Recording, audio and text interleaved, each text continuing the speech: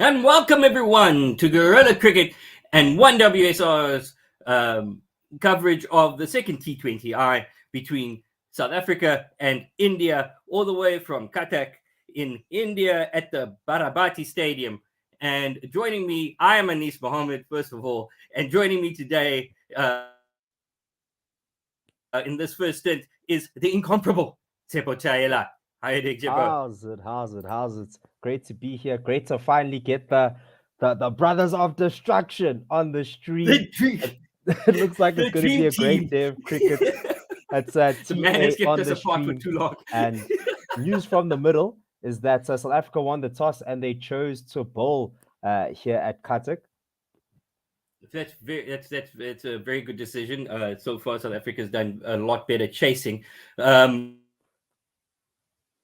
Team news for he's going to take the first ball for India, I think. All his stats are being shown now. Team news, as soon as I find them. But the big news for the South African 11 is that there's no Quinton de Kock today. Reza Hendricks has come in to take his place. And no Tristan Stubbs. So we're going a bit bowler heavy today, hoping the batters can continue their great form from the previous match. And just to give you Kishan's stats, in his 11 T20 internationals, he scored 365 runs, highest score 89, average of 36 at a strike rate of 127. And Gaikwad, also at the non-strikers end, he's only played 4 T20 internationals, 62 runs at a strike rate of 121. At the moment, Kagiso Rabada is at the top of his mark, ready to get things underway. And there is the countdown. 8 seconds left. 5, 4, 3, 2, 1. The umpire score play ball, and Kagiso Rabada steams in for the first ball. As he comes in now, past the umpire, this one outside off, worked straight to extra cover for no run. And the score is no runs for no wickets after one ball. And Kagiso Rabada's stats, 41 games. He's got 49 wickets, so could get his 50th T20 international wicket share, an average of 26, economy of 8 at a strike rate of 18. And the amount of, I already mentioned his wickets. Sorry. Yes. As he comes in for the second ball past the umpire. This one on off stump, good tight line, and this one just dabbed too short, mid wicket for too deep, mid wicket for no run. As just looking at just looking at the pitch, we see a few cracks. Doesn't look too green, so not expecting too much moisture. This seems, as usual with limited overs cricket, very batter friendly. People come to see runs. Kagiso Rabada in for the third ball. This one strays a bit too straight and worked down to fine leg for a single. As the score, India off the mark. Sorry for two. I apologize for a single. Yes, as India off the mark with a single down to fine leg. As we can run through India's team, Team India, as they like to be called. Chepo. Yes, Ishan Kishan and Gaikwad are at the top with Shreyash Iyer, Pant and Hardik Pandya filling up the middle order. Karthik is also there, batting at number 6. They just took off the players, but after this ball, Kagiso Rabada on the leg stump, whipped off the pads to fine leg. They're going to take another single as Ishan Kishan now off the mark and continuing the team. Axar Patel, followed by Harsha Patel, Avesh Khan, Bhuvaneshwar Kumar, and Chahal round off that starting 11. As the South African team comes up, we have Temba Bavuma and Reza Hendricks opening. Rassie van der Dussen, Butma 1000 at 3. David Miller, boom boom, at 4. Boom boy. Heinrich Klaassen at 5. Dwayne Pretorius at 6. As Kagiso Rabada drops this one short. It's a bouncer. It's called a wide. First extras on the board. So each batter has 1 run and extras has 1. This is a good all-round performance by TB India. Does this count as also have one? We have a YouTube comment from Winax Tao. Well, I'll learn how to pronounce that. But please give us your YouTube comments because we'll be reading them. As this one As outside Gurgesh of Rabada stump. comes in, and this one is driven to point. And is he gone? Yeah, he's He's gone. gone. Caught at point by Keshav Maharaj. Just a soft dismissal. Gaikwad just leant into this one but couldn't keep it down. And Keshav Maharaj seems to have taken a dolly. It seems so soft. There was no excitement. I thought. It's all business here for the South Africans. It's business. They're on a mission here. They seem very, very clinical. And this is the luck that India had in the first game, just not coming for them this time around. We saw a lot of edges there as Gaikwad has to go. Yeah. He scored 1 or 4 runs, caught by Maharaj, bowled by Rabada in India, 3-4-1 at the moment. Gurgesh Rabada giving him the send-off as if he wanted to sell him, asking him if he had a couple of seconds to speak about NFTs. Just like, hey, guy. How did we go from our Lord and Savior Jesus Christ to NFTs as missionaries? What is going on? What is happening to the world? As we see Shreyas Iyer coming in a little bit earlier than he expected here. Hopefully, for India, he'll be getting some big runs here. Had a very good IPL. Scored a lot of runs there. And I'll just bring up his stats for you in a second. KG playing with the ball. 1 ball left in this over. A great start. Yeah, fantastic start by South Africa. 3-4-1 is the score. We're just having a look at the field. Third man, a slip. Oh, sorry. As KG comes in, this one outside off and mistimes it to mid-wicket for no run. And so a fantastic over for South Africa first up. 3-1 India, but we won't be too worried because they've got the big hitters to still come in. Shreyas and Kishan at the wicket. Indeed, and Shreyas is a big hitter himself in his 37 T20 internationals. He scored 845 runs, a high score of 74 not out, an average of 36, and a strike rate, get this, of 141.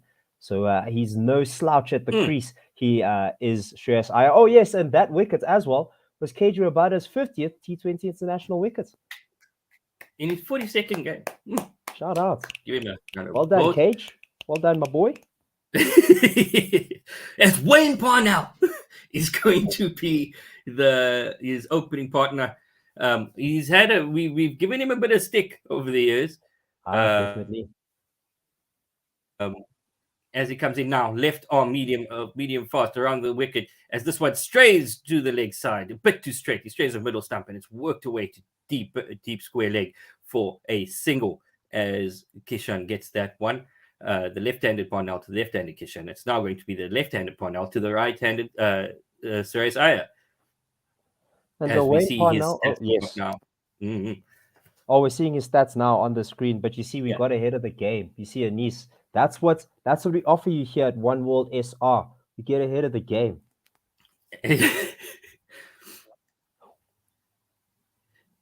As Parnell comes in, this one beats an outside off stump. Oh, and then a bit of a look at the pitch as in, you're in trouble today. You're in trouble today, my guy.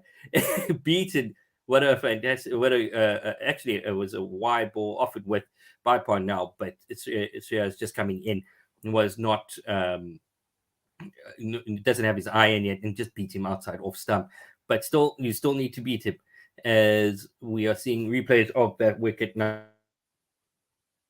Now, Themba Bavuma running in from the background as Parnell comes in again past the umpire. This one outside off. This one flashed in the air over the top of extra cover for 4. This time, Shreyas was waiting for that one with taken, and you can't bowl there. Just offered too much width. It was a bit streaky, and Themba Bavuma getting the ball back, but this one just over the head of extra cover, who was a bit close in compared to the rest of the fielders on the ring, and it beat him quite well if we look at it from that angle. Wayne Parnell just missing his some length Indian politicians very happy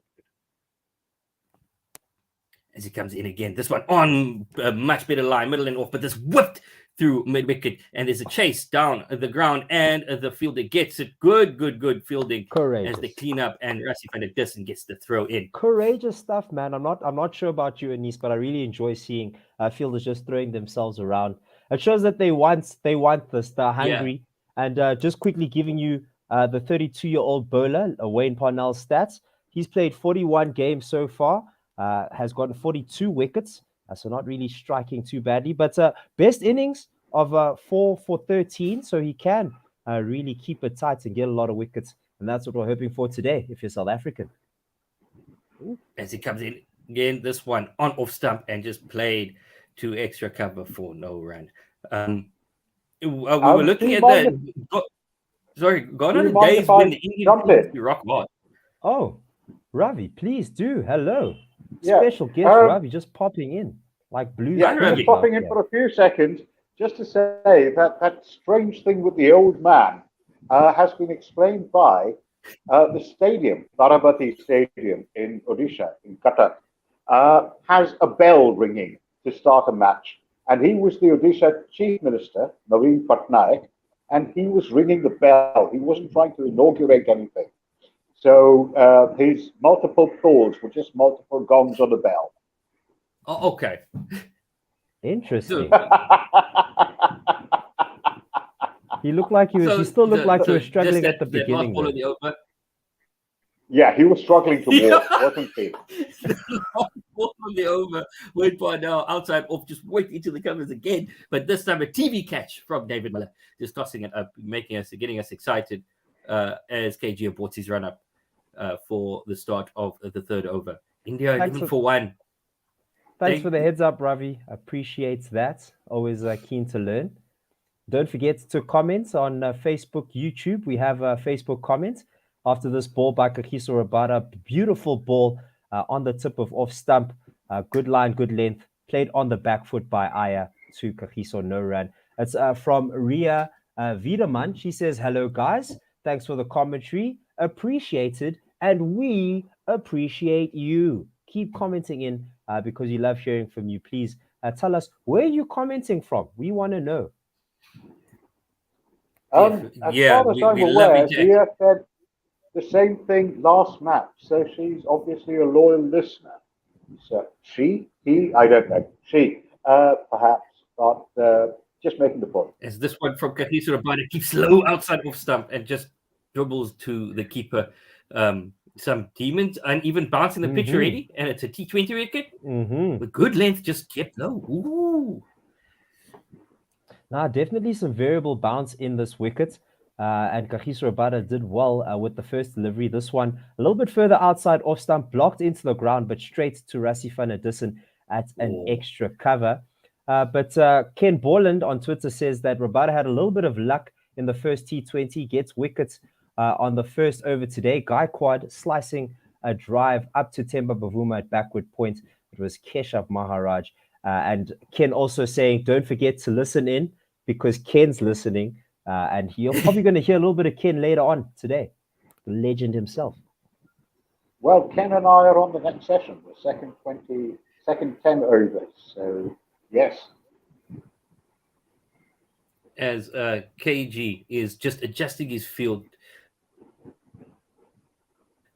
we have a short third man, a fine leg, and we've got a deep backward point on the boundary, as well as this one is just half lofted, missed time down to mid on for no run. Great oversaw from KG. 4 balls in, no runs. This is looking very promising for KG. A fantastic over. He's been in a rich vein of form, has KG Rabada, coming off doing relatively well in the IPL, being the third best bowler when it comes to wickets with his 23, as this one stays a bit lower than usual on that off stump. Just played to the offside for a quick single. They scamper through. 12-for-1 now. When we're looking at KG's bowling speed, he hasn't hit above 140. Maybe he's working on his control instead of just going guns blazing and full pace. You can see him rolling his wrist on that. Oh, sorry, rolling his wrist on that one. A nice off cutter. from a KG. So varying things up a bit as well.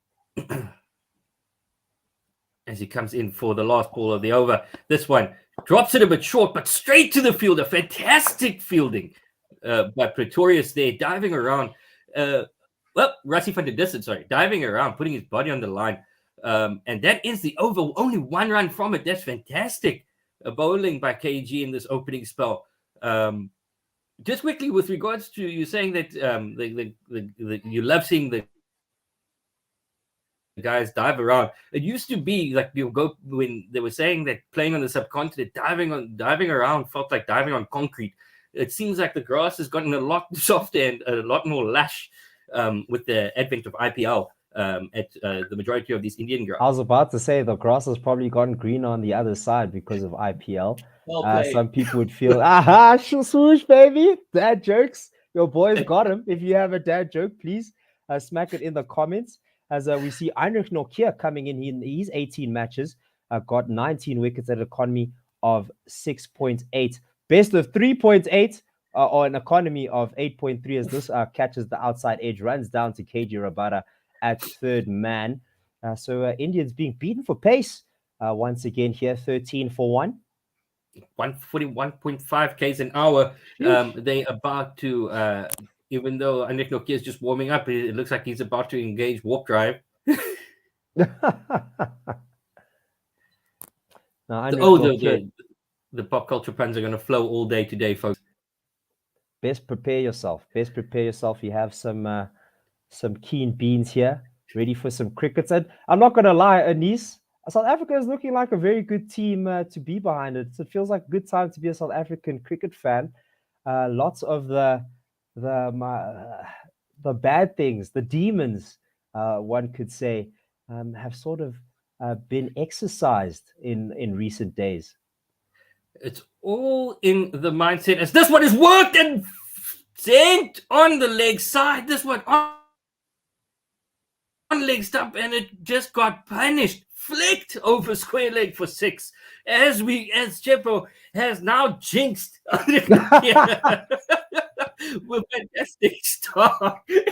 And then it seems great to be a South African supporter. Heinrich Nokia bowls a length ball on leg stump and it's just lifted up using the pace of the bowler and just flicked for an 83 meter 6. Sure. Drop catch in the crowd. Ooh, and drop in the crowd. Get good, Mr. Fan, and get good to Heinrich Nokia, just missing his length a little bit, trying to beat Kishan for pace, but the timing was excellent and sent that to the cow corner boundary. As Nokia comes in again for the third ball, this one is swiped. He swipes across the line and it just dribbles down to mid-on for no run. 148.5 k's an hour. You're not gonna hit that. Yes. You see, the thing about Heinrich Nokia, he comes in and he has a job to do. He's not here in 4 overs just to work on his variations, man. This man is a cannon. He is coming with a raw pace, and he's basically saying, hit that every single time. And the keys, you probably want to be using the pace of Heinrich Nokia to get to the boundary behind square. As this one was hit to the boundary behind square, just lifted off the hips, made it look very, very easy, Kishan. He's timing it to perfection as there was a vacant space there at fine leg as the sailed over the boundary for 6. 2 6s in this over. Talk about timing. I think that's the problem with having the cannon arm of Heinrich Nokia is if you get your length or your line just a smidge wrong, you can get sent anywhere in the park, usually on the leg side, as this one is again down the leg side, clips the pad and straight to the keeper, no run. So if you don't get it right, you're going to travel. Yeah. So that's also the risk. If you look at KG, how KG's bowling, for instance, his pace is down a tad, but he's got his line and length perfect. Yeah, and it feels like Heinrich Nokia can't do the same thing. He just has to come with raw pace, and maybe just adjusting to the left-hander is being difficult. Really good lines for a right-hander, but to a left-hander, it's right on the pads. Yeah. Oh, that's much better. Straighter. I think it hit him. Oh, it hit him right in the abdomen, In the nethers. as they call it. Oh In the my goodness! Yeah, softies. but don't rub it. don't show pain, son. Oh, you should. You Fast have to bowlers, rub it, Anise. You have to. You have to no, soothe the fast pain. bowlers like thrive on seeing people hurt. Don't rub it. Don't acknowledge it. Just look at your partner going. Just be a man, bro. This is that toxic masculinity. You can't Rub it do this. tomorrow. Don't show. You can't do it. No, you have to show your feelings. You have to show your emotions. Show the pain. Lean into it. And you guys should lean into commenting on the YouTube page. We're keen to read your comments. We'll even hoy them onto the screen as soon as we find out how. And don't forget, you can also tweet us. We're reading tweets from the handle @GorillaSA. We love hearing from you, so please do message in. As another bowling change, Wayne Parnell coming in, left arm over the wicket, left arm around the wicket, sorry, to the right-hander, as this one is just prodded down to short third man, as Tabraiz Shamsi picks up and tosses it back to the keeper for no run. Those green shoes really stick out. Yeah, they really should, eh? I really missed the shoe phone that we got from Tabraiz Shamsi. I wanted to take a wicket and bring it back, but it's not domestic. He doesn't do it internationally. That's the thing. Yeah, no. He might get sued. He might get fined by the ICC. They like doing that for excessive celebration. As this one is just dabbed to the offside, and the Team India get the single. The score moves on to 26 for 1. 122 k's an hour per now, keeping it very, very, very tight. But pace is also down, so it might be on this track that we're not going to see a lot of raw pace being very successful. That may be the case. Yeah. Sorry, yes?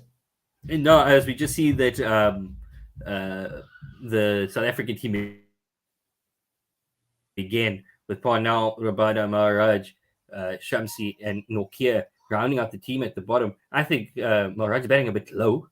I'd bring him in a bit higher, to swap him around with KG. 2 men back now on the hook as this one is played to the leg side, past square leg, beats the 2 men on the leg side on the boundary, bisects them and goes for 4. When Parnell at his pace cannot afford to drop anything short. Yeah, and Kishan just anticipating, or at least Wayne Parnell trying to follow Kishan as he gave himself some room. But Kishan adjusted very nicely and just played it straight to the gap with raw power, literally beating fielders out there that are there to save that boundary. This was slower ball looped up very full and just punched into the covers for no run, cleaned up by David Miller.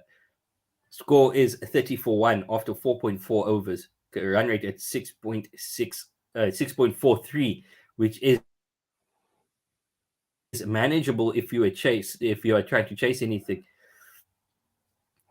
As we see the stadium, the one end of the stadium has the Olympic rings and torches.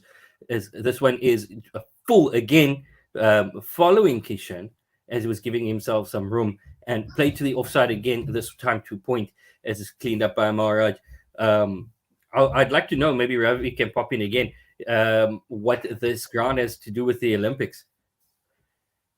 That would be pretty interesting. That would be pretty interesting to find out. I know that the cricket was the cricket. I know that cricket was in the Olympics, and that's South Africa's only international trophy. If it even is a trophy, I think we got some sort of medal. It could have even been the gold.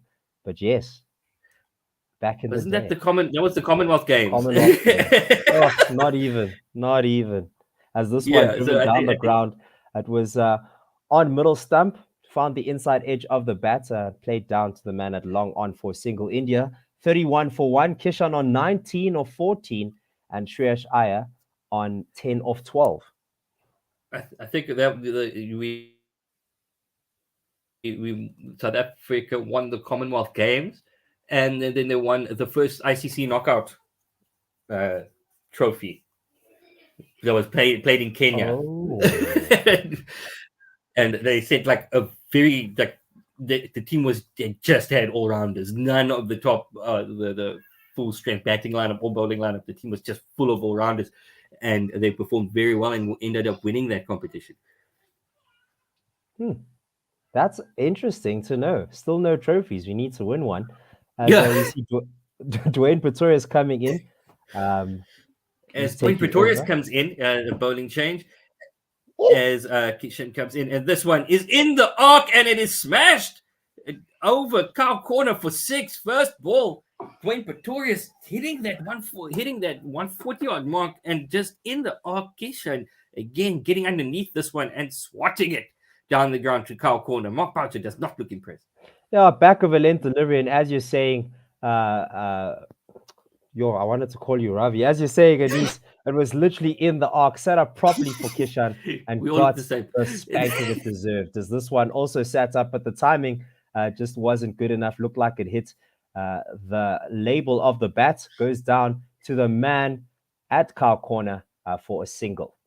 37 for 1, 38 for 1. Yeah, that ball stopped in it seemed like it stopped in the wicket. 18 meters, that was a big hit.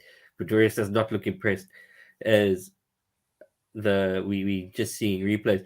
I was really considering. Oh, yeah, we go again as Pretorius comes in this time to the right-handed shear, and it is a cheeky single taken. Oh, so this is the game plan. Just work. This is a fantastic game plan. Just rotate the strike and have one of the batters go full guns. Very good. And there's Rahul Dravid, who never looks impressed. He has a lot on his mind. Working with probably not the A-list India team. Some people would even call it the B team. Some people don't feel that that's appropriate. I like to call it testing out the depth here with different combinations. There is definitely quality here, but yeah, it's not exactly the situation he would have expected. Yeah.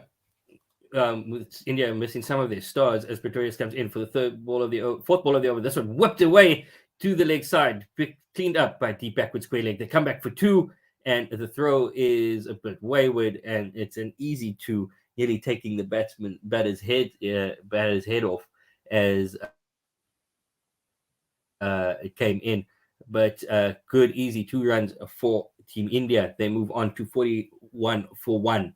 After 5.4 overs, score rate moves on to about 7. Just under 7, because one more run and then it's 7 to the back. As Pretorius comes in again, this one is spotted. Oh, and put down. It would have been a heck. Oh, I so censored myself. Would have been a heck of a chance. Taken by Wayne Parnell, a slower ball. Parnell still laying on the ground saying, I had it, gents. I had it. But it wasn't to be. Word. This one got underneath it, didn't get everything on it. Wayne Parnell diving to his right, and it went in and it went out. What a fantastic catch that would have been. That would have been on everyone's catch of the match candidates all around the world. Without a doubt, the way Kishan connected, that was traveling. This one coming in straight, doesn't straight, good line, middle and off, and worked to the leg side, cleaned up at wideish mid on for no run. Yes, and that is the score remains 42 for 1. Oh, and they are going at exactly 7 and over. Thank you. Quick math. You had it before. And they did you the favor. We're just quickly going to jump into some comments here. Werner Erasmus saying, I'm telling you, these speed guns are talking about Dwayne Pretorius at 143 kph. He feels that Dwayne Pretorius is nowhere near 143 kph. But speaking of bowlers, Werner continues. He says, I feel Lungi Ngidi needs some game time. He didn't play a single game in the IPL. I would bring him in for Nokia next game. And Anise, I would like maybe us to have a discussion about that.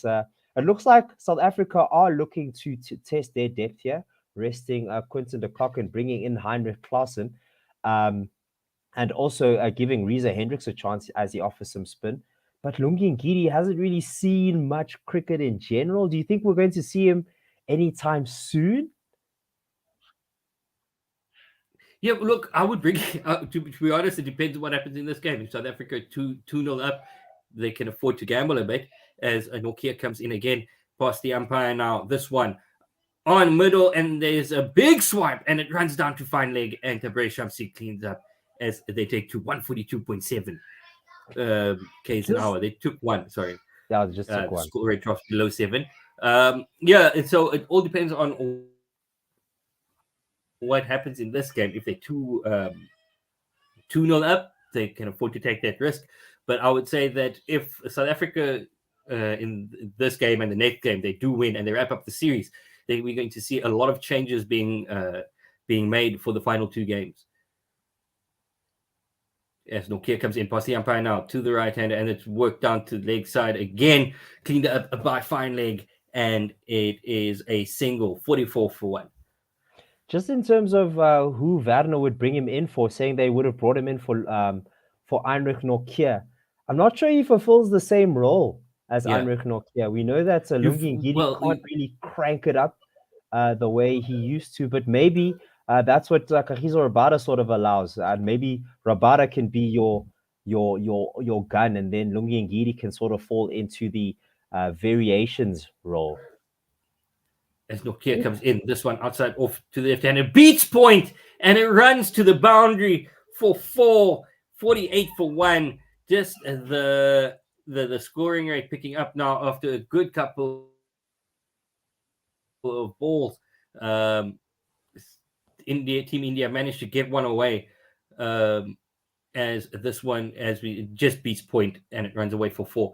Yeah, I think we've seen Lungi try to do a lot of variations in the past, instead of sticking to one thing, looking to be the variable pace guy. But I don't know if that should be his assigned role. As Nokia comes in again, drops this one short, and it is worked away straight to the man, down his throat. Rassie found the Dussen. There were 2 back on the hook, and they found him straight down his throat. The celebrations begin as Kagiso Rabada hops on the back of Heinrich Nokia, telling him eventually pace will work. Just stick to your guns, boy. Stick to those guns and dismiss the threatening Ishan Kishan. He scored 34 runs of 21 balls, 2 4s, 3 6s at a strike rate of 161 before being bowled or caught by Rassie van der Dussen off the bowling of Heinrich Nokia. And quickly, what I wanted to mention, I was squinting at the screen, my little phone screen here, just checking the fielding positions, and you could literally see there was a deep point, a deep square leg, deep fine leg, and also a deep third man, or a fine leg and third man. Literally protection out on the boundary. And it worked. It worked at the end of the day. It didn't look like Kishan would be able to score runs in front of square against this pace. So great 4D chess here by the captaincy to get that wicket. That was planning. That was a plan that came together. 4D chess, yes, he set him up well. Willing to sacrifice a couple of runs, but eventually the pace got too much for Ishan Kishan, dropping it short and tempting him into the hook, and he took the bait straight down to the throat of the man that was placed there. There was one at deep backward square and a deep mid wicket just for that shot, for them getting it wrong. And 9 times out of 10, at Heinrich Nokia's pace, you will get it wrong. Indeed, and that because it rushes. Now there's a change in the field. There's a change in the field. There's a deep, the deep mid wicket has moved, and it's gone to a deep fine leg. The change in field is for the change in batter. Rishabh Pant comes in his 45 matches, 712 runs at a strike rate of 127 and a best score of 65 not out. As Nokia comes in, this one straight on middle and off, and it is just dabbed to the leg side where there's no cover besides mid on, close in the ring, and they take an easy single. You look at Rishabh Pant's stats, and people go nuts about what a player is. and his strike rate is 127. And you compare that to the way people talk about Themba Bavuma, whose strike rate is pretty much the same, Holy and he's got smokes. more runs. And it's completely different the way we talk about our player, one of our guys, compared to Risbah Pant.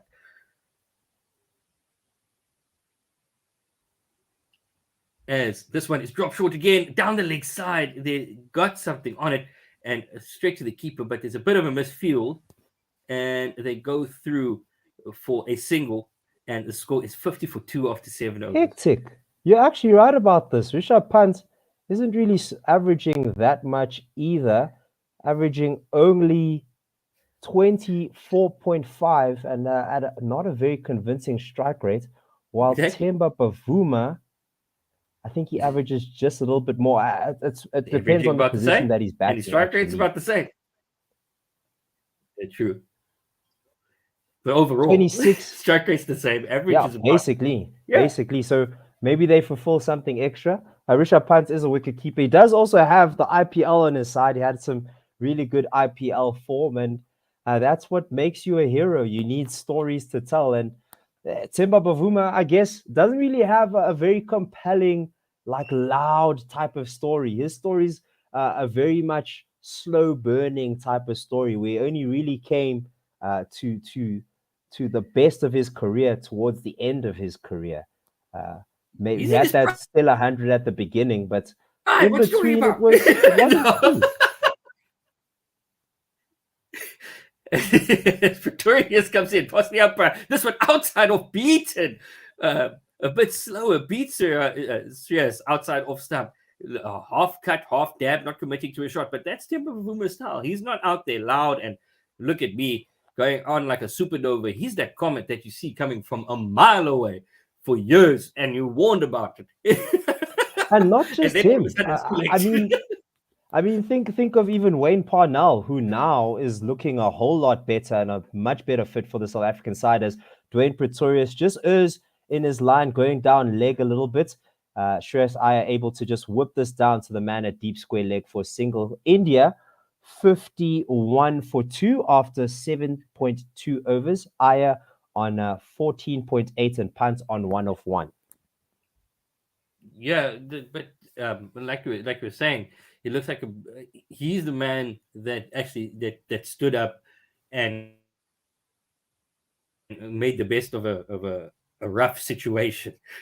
And he galvanized this team around himself, sort of like a very charismatic player. Remember when Pino was captain of Bafana for a while, the talismanic captain. So this team has galvanized around him and a coach, Mark Boucher, for the time being, as Pretorius comes in outside off, and it is just pushed to a deep point for a single 52 for 2.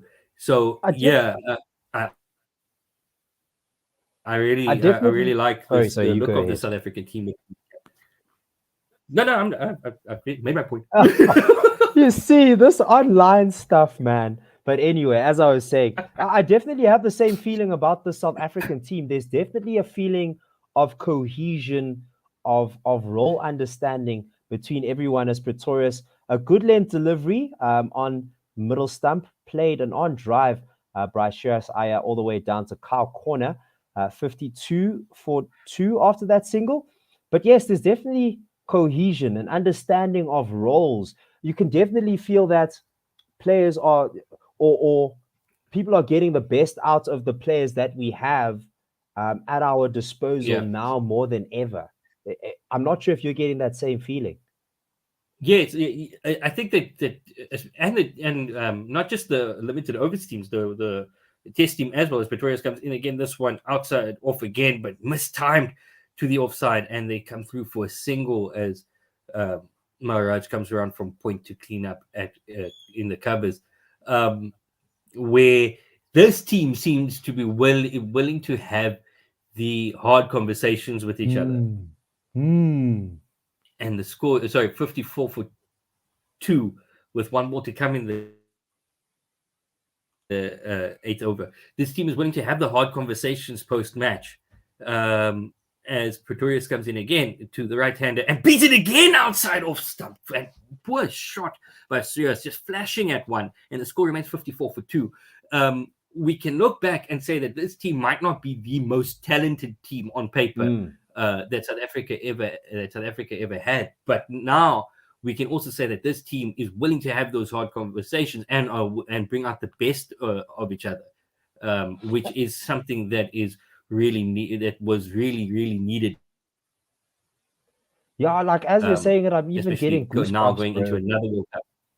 Like I'm getting goosebumps as you say, like because I don't know, man. Like there's just been so much nonsense, like all around, like cricket in the country for so many years, and these guys had to deal with it, like during the T20 World Cup when the optics weren't looking good with the knee, but at the end of that, Quinton de Kock gives out a statement that says, you know what, Temba's a fantastic captain. As we see Tabré Shamsi here, I was actually going to ask, when are South Africa going to bring on some spin? Tabré Shamsi, 49 matches, 57 wickets, an economy of 6.8. They took away his best, but I will find it for you. Don't you worry. I see the experiment of opening with Keshav Maharaj in the power play didn't work. There 3 men for the slog, one and long on, one at cow corner, long on a cow corner and deep backward square. As Shamsi, this one dropped short outside off and slapped to a wide edge along off for a single 55 for 2 after 8.1. Shamsi, a loosener there to start with. Oh, so at his best figures, 4 for 25 Tabré Shamsi at an economy of 6.8. Hectic.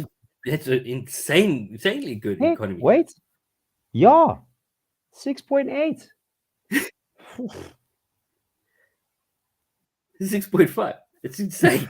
The top T20 bowler. This one, Sirius dances down the wicket and just misses out. Just works it down to the boundary rider at cow corner for a single. Just another interesting stat. You know that India only has a 25% winning. Well, South Africa has a 75% winning ratio against India in India. Since when? Since T20s began. Oh, this one, it just dropped. This one rushes a punt and it just it hits him on the pad, but running down leg side, so stifled appeal. Punt really not looking in control here with his 4 off 5. He has a point to prove, doesn't he? Didn't really score too many runs in the first T20. It's a Shamsi. Yeah, this one is just on off stump, work down to the boundary rider at a deep cover for a single. Yeah, sorry, just to clarify my point, it's South Africa have a 75% win ratio against India in India. In T20 cricket. I wonder what the team composition was. The most successful team against India in India. That's very interesting. Shamsi comes again, this one down leg side, and it's going to be called wide. It's worth looking at the teams because would India have always fielded their best side here in India? We'll have to see. But either way, that's not a stat to be scoffed at. South Africa really know how to get around here on the subcontinent. I've never thought I'd say that. As this one, this one is worked down, comes down the ground and wait to call. Yeah, for 4. I thought the fielder was in play there for a second, but just to the left of him. Now, just a little bit to the left of him. A very well placed shot here by Shreyas Iyer, continuing his form. It was looking like a relatively economical over until that shot. So very well done to release the shackles here and put the pressure on the bowler. And we shall be replaced after the next over, I think. So, yeah, Ken and Ravi will be joining us for commentary as Tabré Shamsi is told, hold up, because there's a guy by the side screen I hate This that. guy's a clown. It was even the cameraman even caught it. You could probably see the producer being like, quickly to camera 5. There's a clown that's going to stop the ball from being bowled and That recording. guy. There's always one. Don't be that guy. Oh, As this one is just set up outside off, and Shreyas smashes this one back over Shamsi's head for 6. This over has gone for 14 runs with 14 off that over as India moved to 68 for 2 after 9. 68 for 2, they do very well. The South Africans to keep this rate down. Ooh, that one went a long way. it's a tale of 2 innings. This definitely isn't Delhi. So we'll see how the South Africans fare here. It looked like pace was very, very difficult to deal with. But it looks like we're into the spin twins as a Keshav Maharaj coming in from the other end. Spin twins, Keshav Maharaj. Yep, Keshav Maharaj. But this is here's my not a problem, is that you have 2 bowlers that are turning the ball the same way. Yeah. If I'm right. No, Shamsi turns he's a leg spinning, left-handed leg spinner. Okay, so he's hitting the ball from off to leg, and Keshav turns the ball from leg to off. Okay, cool. No, okay, so the variation's fine. It's justified. Both of them being in the team. It's because they're both left-handers. They caught you out there. You're like, these are both lefties. They're the same thing. But the left is turned the other way. You see, you're holding your cookie upside down. Yeah, it's the wrong end versus the conventional spin. As this one is wide outside off stump, lofted in the air. There's a man underneath, and it's taken on the boundary. Is that Pretoria Keshav Maharaj strikes first ball? Just leaves the character. Rassie van der Dussen again. Safest hands in the business as I jinx him. But yes, that one came down with snow on it as Rassie van der Dussen steadied himself underneath that one. Keshav Maharaj looping this one outside off. Tempting. Is that Shreyas? Rishabh Pant. Was that Rishabh Pant? No, it's trouble. No, India in trouble. Straight down Keshav Maharaj's throat. Not Keshav Maharaj, down Rassie's throat. Oh, Team India might be in a bit of bother. 68 for 3 after 9.1. They're in the 10th over, only going at 6.8 runs and over. Yes, and it was Rishabh Pant who had to go. He only scored 5 off 7 off the bowling of Maharaj. First ball of his over caught by Rassie van der Dussen, and a strike rate of just a 71.42. And how did Keshav know that Rishabh Pant was going to go first ball? Guys, something about Keshav Maharaj. This man is a thinking cricketer. Big brain time. He got punished in the last game because, let's be honest, it was a small field. Yeah. But he's come back with a bang. Took a wicket early. The timing was fantastic, and Keshav Maharaj, he's always getting wickets. Keshav Maharaj he's staying at home, as they would say. There's probably a couple of chats in the Indian dressing room with Keshav Maharaj. You must come to us. You must come home. My mom's made something for us. We're poaching him like we poached Imran Tahir. Yo. The aunties love inviting people to their houses. They sure do. But India in a spot of bother, as you said, 68 for 3, just losing wickets at regular intervals here in their target setting. A current run rate of 7.4. And Shreyas Iyer has been doing okay, hasn't been doing badly with his 26 runs off 23. But I'd be very interested to see the dot ball percentage here, because South Africa looking a little bit more economical than they did in that first game. Yeah. I think in the first game, Kesh and Tabrei Shamsi got taken apart earlier first crack at things, eh? Yeah, they definitely did. If I remember correctly, I can actually bring up their stats. Keshav Maharaj in his 3 overs went for 43 runs, got the 1 wicket. It was Ishan Kishan. but 14.33, and Tabraiz Shamsi in his 2 overs, 27 runs conceded, 13.5. So yes, they were very expensive. As we see Hardik Pandya coming to the middle. I'll bring up his stats for you after Keshav Maharaj comes around the wicket. He has a slip in place. This one in line with off stump, and a solid forward defensive from Hardik Pandya, the Gujarat Titans captain. 56 games, 584 runs, a strike rate of 149, and a best of 42 not out. As Keshav comes past the umpire now, this one a bit straighter and work to the leg side. They come through for a single.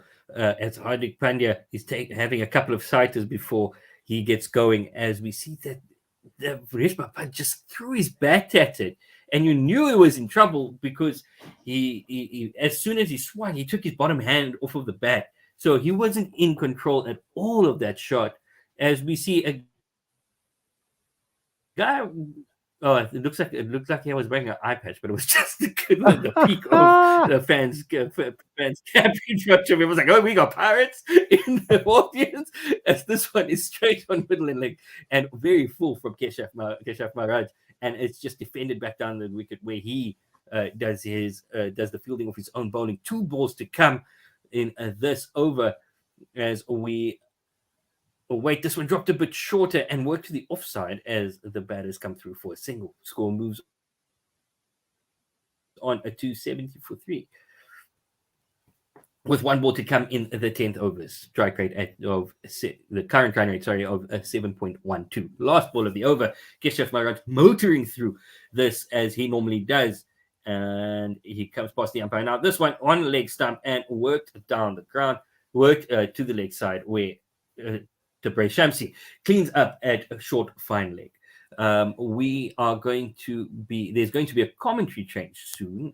That's true. And just before that happens, don't forget to comment on YouTube, on Facebook, tweet us at Gorilla SA, just like Mzansi Comic Club. Is that Ravi the heavy roller ready?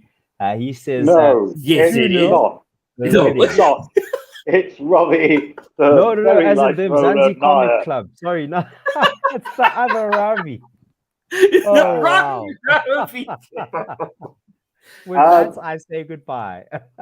Okay, guys, fantastic. Ken, yes, everyone. Thank you, Anis. Thank you, Tsepo, for your wonderful commentary. Ken, can you hear me? There we go. Ravi, you should be able to hear me now. I was on mute, unfortunately. Yeah. You've reached home base.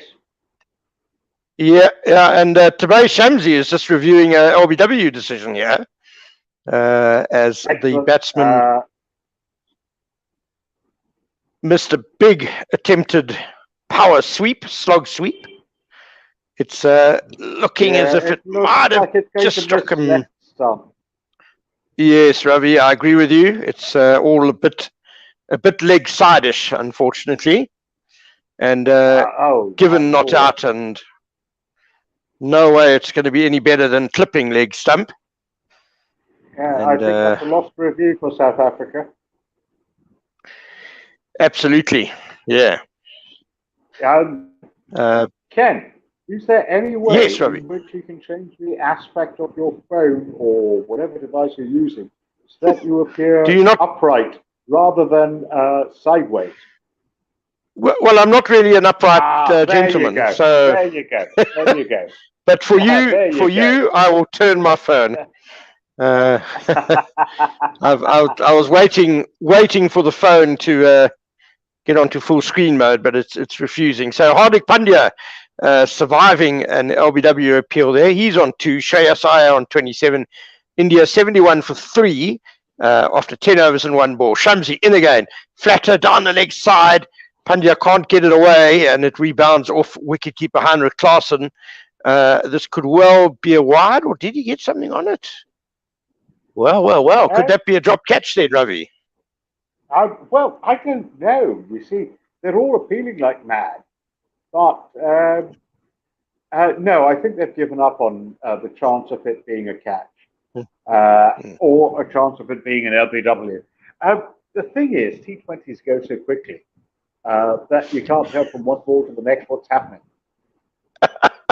They do. It all becomes a bit of a blur. We'll try and make sense of that blur for you here on Gorilla SA. Don't forget that you can tweet us on @GorillaSA, as Shamsi will come in again to Shavasaya. Yeah. And Outside off stump this time ago, and turning further away, and this time it is called a wide by the umpire. Ed, Isham's got slightly more round arm in his action than even before. He seems to be going from a very low trajectory. We'll keep a lookout for that. Shamsi in again, outside off stump, and it really just dies on the batsman, and Aya can only get the bottom of the bat to it as he hits it back to the bowler Shamsi. No run. Worrying signs here, Ravi, for South Africa batting second. The ball just dying in the pitch there. The ball definitely died in the pitch there, but I think chasing is South Africa's strength, and they're making the best of whatever view there is. The fact is, usually we accuse the BCCI only of cupidity. Sorry, take the ball. It's cut away for a single down to deep backward point by Shavasaya, 74 for 3. And so usually we accuse the BCCI of just chasing the money. And they had, obviously, with this series. The height of the Indian summer is not a season to be playing cricket in. But they had done one thing that is clever. Take the next ball. As it's just pushed out to extra cover by Hardik Pandya, no run.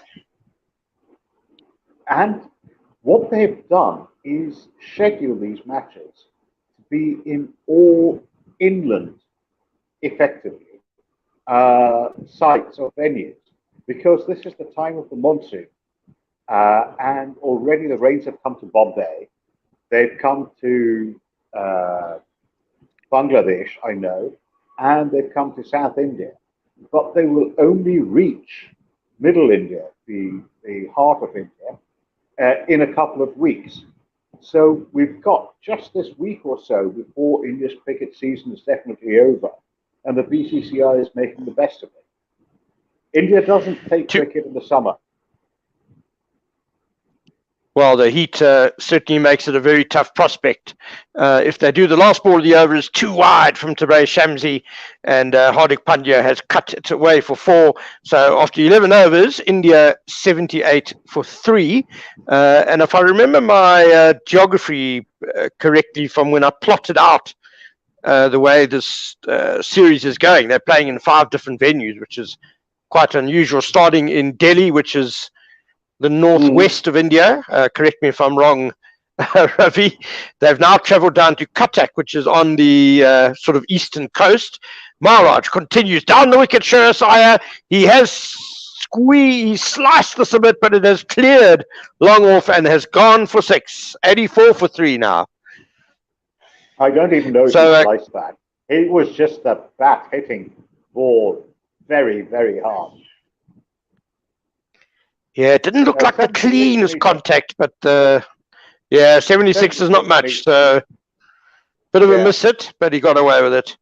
So Cuttack on the east coast, and then they're travelling a little bit further south for the third game before they switch over to the southwest of India, or I guess central sort of western parts of India, as just a single off Maharaj's next delivery. Yeah, don't forget that India is about 3 or 4 times the size of South Africa. Absolutely, so, yes. The difference between southwest and central, I would call Delhi central rather than north. Right, okay. Is huge. The problem is India has the monsoon climate. So what they're trying to do is avoid the rains.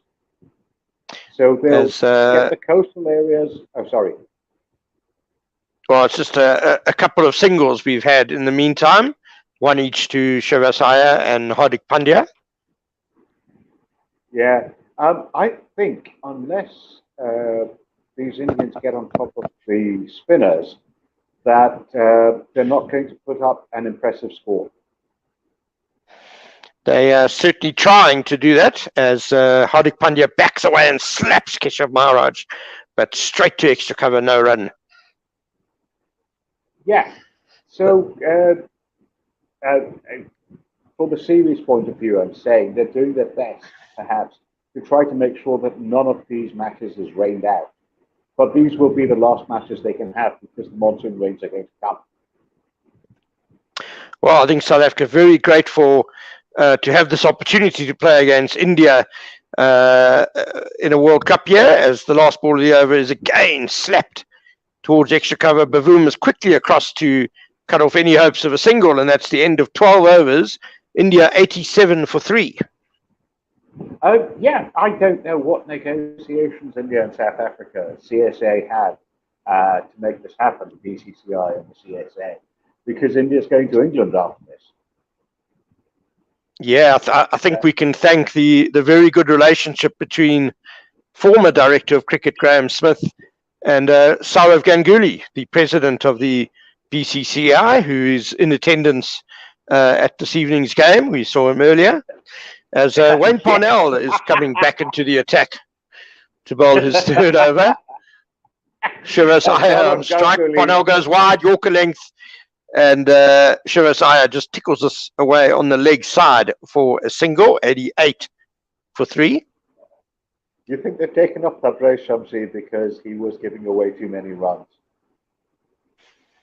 Yeah, I think you don't want to let the batsmen settle against spin, especially if they're being very aggressive against it. So just break up the pace a bit. Give Wayne Parnell an over here. It means you'll only have one over at the death, of course, and that is one of Parnell's strengths, as he comes in again now to Hardik Pandya on 8. Again, he goes wide.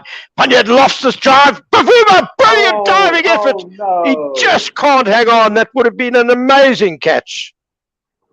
That would have been a good catch. That would have been a good catch. What a pity. What a pity. You see, South Africa stopped India's streak of 12 winning T20s in a row. The 13 that have matched the record, I presume it's held by Australia. All these records are held by Australia. No. No? I think Romania was one of the countries. I think it was Romania and Afghanistan, actually, if memory serves correctly, as there's a single to Shreyas Iyer now. What an effort that was by Bavoom, diving full length, one-handed, running at extra cover. Well, he certainly saved 4 runs, that's for sure. Just a pity he couldn't take the catch, but the Proteas bench all applauding the effort. As Parnell has bowled him, beautiful delivery, slicing into Hardik Pandya, cramping him. He was trying to cut. He's been trying to give himself room a lot of this innings and target the offside, and Parnell really just swung that ball back a mile into him. Bowled India 90 for 4. Yes. What was astonishing about that is because of the way that T20 works right now. Hardik Pandya had backed away from leg stump. He had backed away and still effectively cut the ball onto his leg stump. If he played from his normal position, or a normal position as we think of as Test cricket, there would be no way he'd be out. He'd have slapped the ball onto his pads, and it would have gone out to the offside.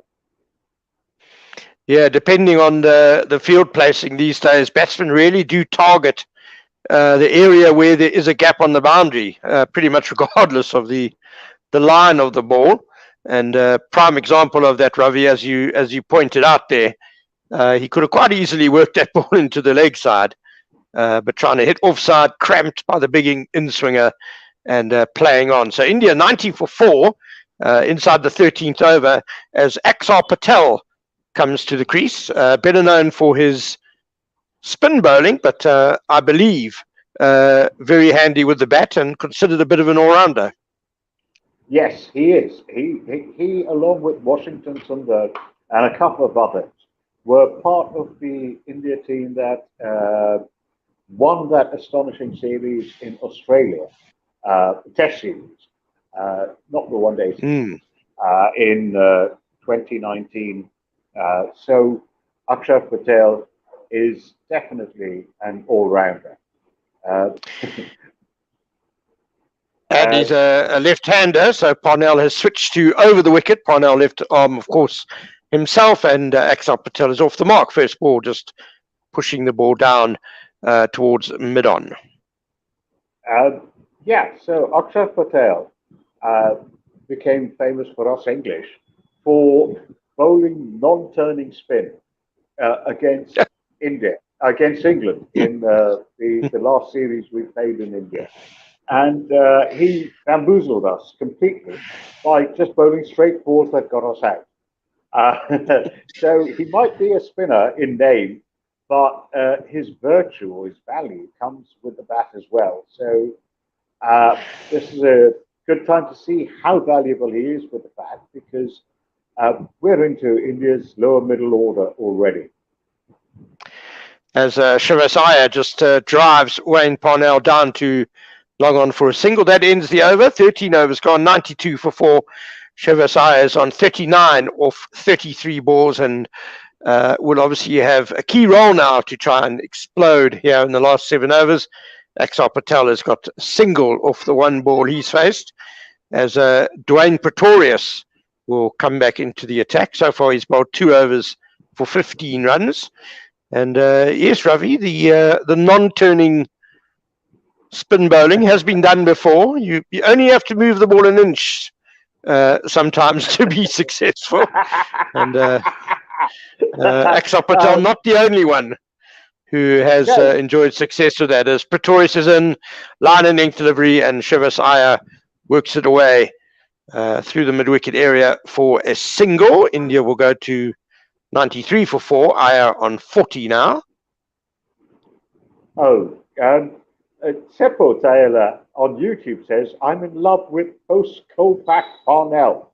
And a lot of love emojis on there. And Anis Mohammed says, Parnell strikes. India top order in tatters. Yes, absolutely. The top order has not done what it was expected to do. And we're expecting the middle order or the lower middle order to do this for India. They need to set up a competitive total. Pretorius around the wicket to the left-handed Akshay, who cuts bottom edge past the stumps, and it beats wicketkeeper Klaasen, and that'll go for 4 runs. It started a little bit wide from Pretorius and then came in to find the inside edge, and he certainly feels hard done by there to concede the boundary. 97 for 4. Yes, that is a very sad thing. On guerrilla cricket, the original guerrilla cricket, we call it the Vatican slice, where you cut the ball behind your legs down to the boundary. It's commonly called a French cut or a Chinese slice, but we Chinese cut. Yeah. The Chinese cut. Why the Vatican? As Patel just taps us back to the bowler, no run. Vatican, because we decided we wouldn't offend too many people, only the Pope. And the billions of Catholics, maybe, as Akshay Patel pushes this off the outside half of the bat through the offside. He'll get a single. He goes to 6, 98 for 4 now. I suspect South Africa are going to win this. Wow, early days, Ravi. We've still got 6 overs and 2 balls left of the Indian innings, and South Africa still have to bat this. Pretorius back of a length, it leaps up off the surface. Surprising bounce. Shreyas Iyer poking at it, edges it, and Klaasen dives to take the catch. 98 for 5, India. Where did that come from? Well, that's why I suspected that India were going to win this. I'm a couple of balls ahead of you in watching the game. So I don't think India is going to get over 150 or 160. Well, I think looking at the inconsistency, I don't know so much. And looking at the inconsistency of bounce on this pitch, we've had ball's keeping low, and that one really leapt up off the surface. Whew, I think 150 is a good score here, as Shiva departs for 40, and the new man in is the vastly experienced Dinesh Karthik, who's been a very, very effective finisher in the IPL, and he'll have 6 overs and a ball to show what he can do. Yeah, he should have had 5 overs or 4.5 overs. 6 overs is too much for him to do in terms of time, if he's planning to play like a finisher. By the way, in the other match, international match today, England versus New Zealand, Joe Root has reached his century. Again? He's becoming boring, isn't he? It's hardly, it's not really newsworthy anymore, Ravi. I'm delighted that Ollie Pope got 100 as well, though. Ollie Pope, a young batsman that I do enjoy watching, as Pretorius will continue with 3 men on the leg side boundary to Dinesh Karthik. Back of a length, Karthik comes forward, plays defensively, and will steal a quick single to cover a direct hit by the fielder, but Karthik is well home, and he's off the mark. India 99 for 5. Okay, what did you mean by cover a direct hit? Well, the cover fielder scored a direct hit at the non-striker's end. Ah, right. Okay. I was wondering about the whole. Batters are not allowed to cross the pitch to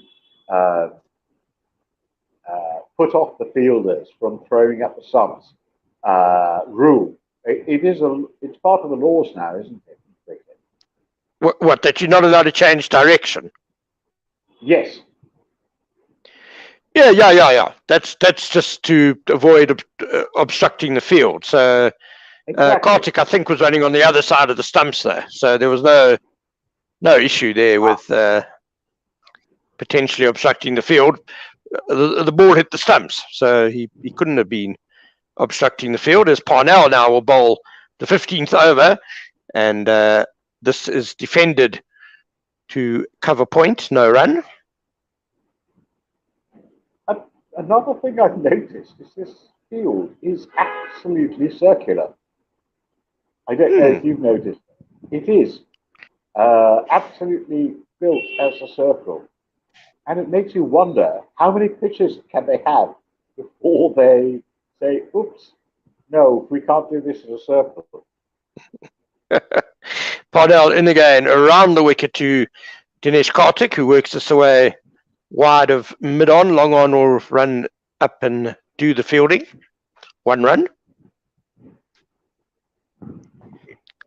India are waiting for the 16th over, aren't they?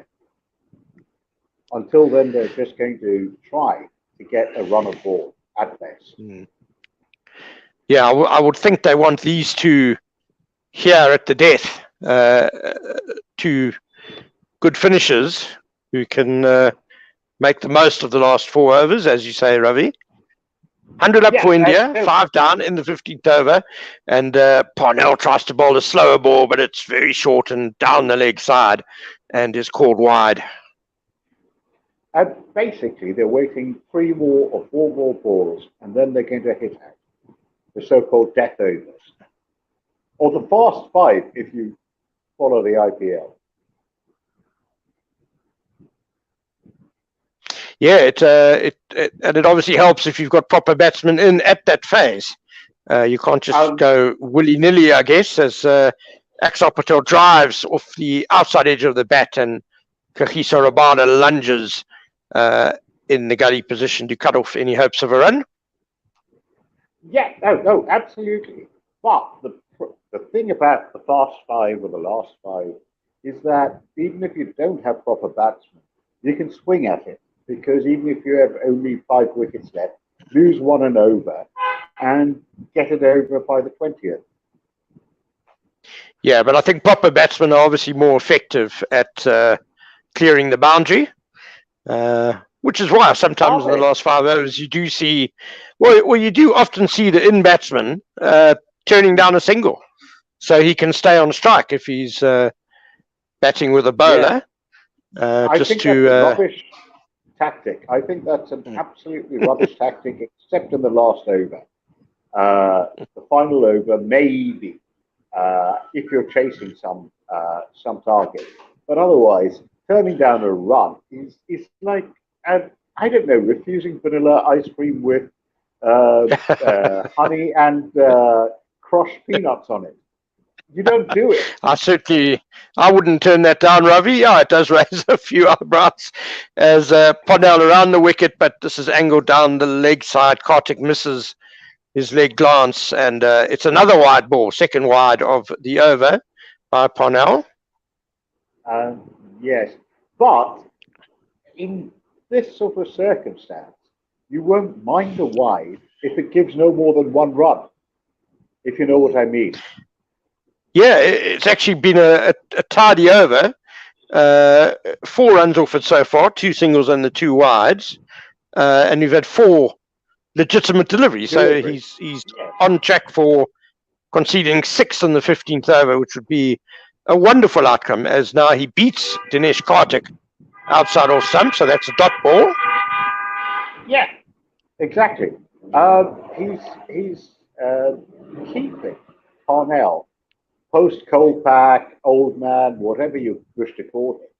He's using his experience to keep the run rate down. How many overs does he have left? 1 after this, or none?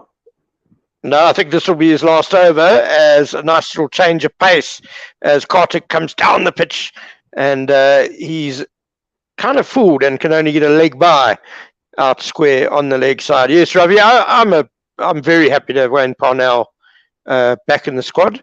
I think he brings a lot to the South African team, as you say, just that experience, the variety of the left arm. He's a known swinger of the ball, and a very explosive batsman as well. So he's got a lot to offer. So 15 overs gone, India 104 for 5, and the last 5 overs has seen them lose 2 wickets and score just 33 runs, 2 fours and 1 6. So South Africa are certainly keeping things tight here as we go into the last 5 overs. Parnell is leaving the field. He's walking off, which is that's probably a good sign. He's bowled his 4 overs though, Ravi. So yes. Well, it's good that he's walking off and not being stretched off, as Rabado is in back of a length to Kartik, who nurdles this down to third man for a single. We expect Parnell, the Indian hitting out. Now, we'll expect to see the Indians hitting out. They have to get to 150 or 160. Otherwise, they have no hope, I don't think. Well, I think 150 could be defendable on this pitch. They'd have to bowl well. As Wayne Parnell's figures, by the way, 4 overs, 1 for 23. Rabada goes full, and Axar Patel drives us down to a deep middle, which is Bavuma. He shies at the stumps, misses. But I think Axar Patel would have been home safely. He goes to 8, 106 for 5. Parnell, wonderful figures. 1 for 23 and 4, Ravi. Oh, no, that's fantastic. That's what I was saying. But there's a different issue. We could discuss that over the break instead of listening to the cricket podcast, if you'd like. My point is that this is the time, these last 5 overs, when we shall see frantic action and overthrows and mishits going for 6. So South Africa need to take wickets. Funny you say an overthrow, because a very disappointing overthrow by South Africa there. Rabada totally fooled Kartik with a slower ball. He spooned it up to Bavuma at Ibn, who spotted Axar Patel a bit out of his crease, shied at the stumps, and the backing up was a little bit tardy. And so they did concede a run in the end, as Rabada is into Axar Patel. Again, pace off, it's on leg stump, and Axar just turns it behind square for a single. 108 for 5. 2 balls of the 16th over left. Yeah, do you think bowlers like Rabada and Jofra Archer I'm thinking of Joshua Archer.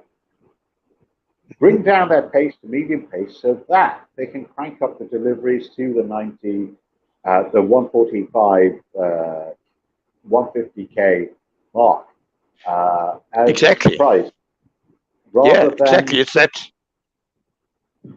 As Rabada has wrapped Kartik on the pads now, but it's going down the leg side. It's a dot ball, though. Yep, India are not making the most of this over, and Rabada is making sure they don't do. Yeah. Because both Indian batsmen are looking as though they're not quite timing the ball.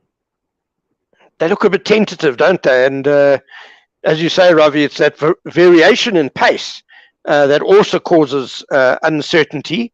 As this one stands up a bit outside off stump from Rabada, and Kartik cuts rather awkwardly through the covers and will get a single to the cover sweeper. And that's the end of the 16th over now. So 109 for 5. Yeah, India, as you say, Ravi, they need to get a move on here. At least 10 and over, I would suggest, is required in the last 4 overs. 12 and over in the last 4 overs. Otherwise, India don't have a chance, I think. But the thing is, yes, I think you made the point that the pitch seems to be not quite conducive to batting. So that is a valid point. But apart from that, India just haven't shown, what's the word for it? Gumption. Well, gumption would be a good word. Gumption is a great word. Purpose. Let's put it in modern terms. Purpose in their batting, have they? None of them have actually shown that they had a game plan or something. Anrik Nortje is in now to Dinesh Kartik, shortish, and he pulls it away. Have actually shown that they had a game plan.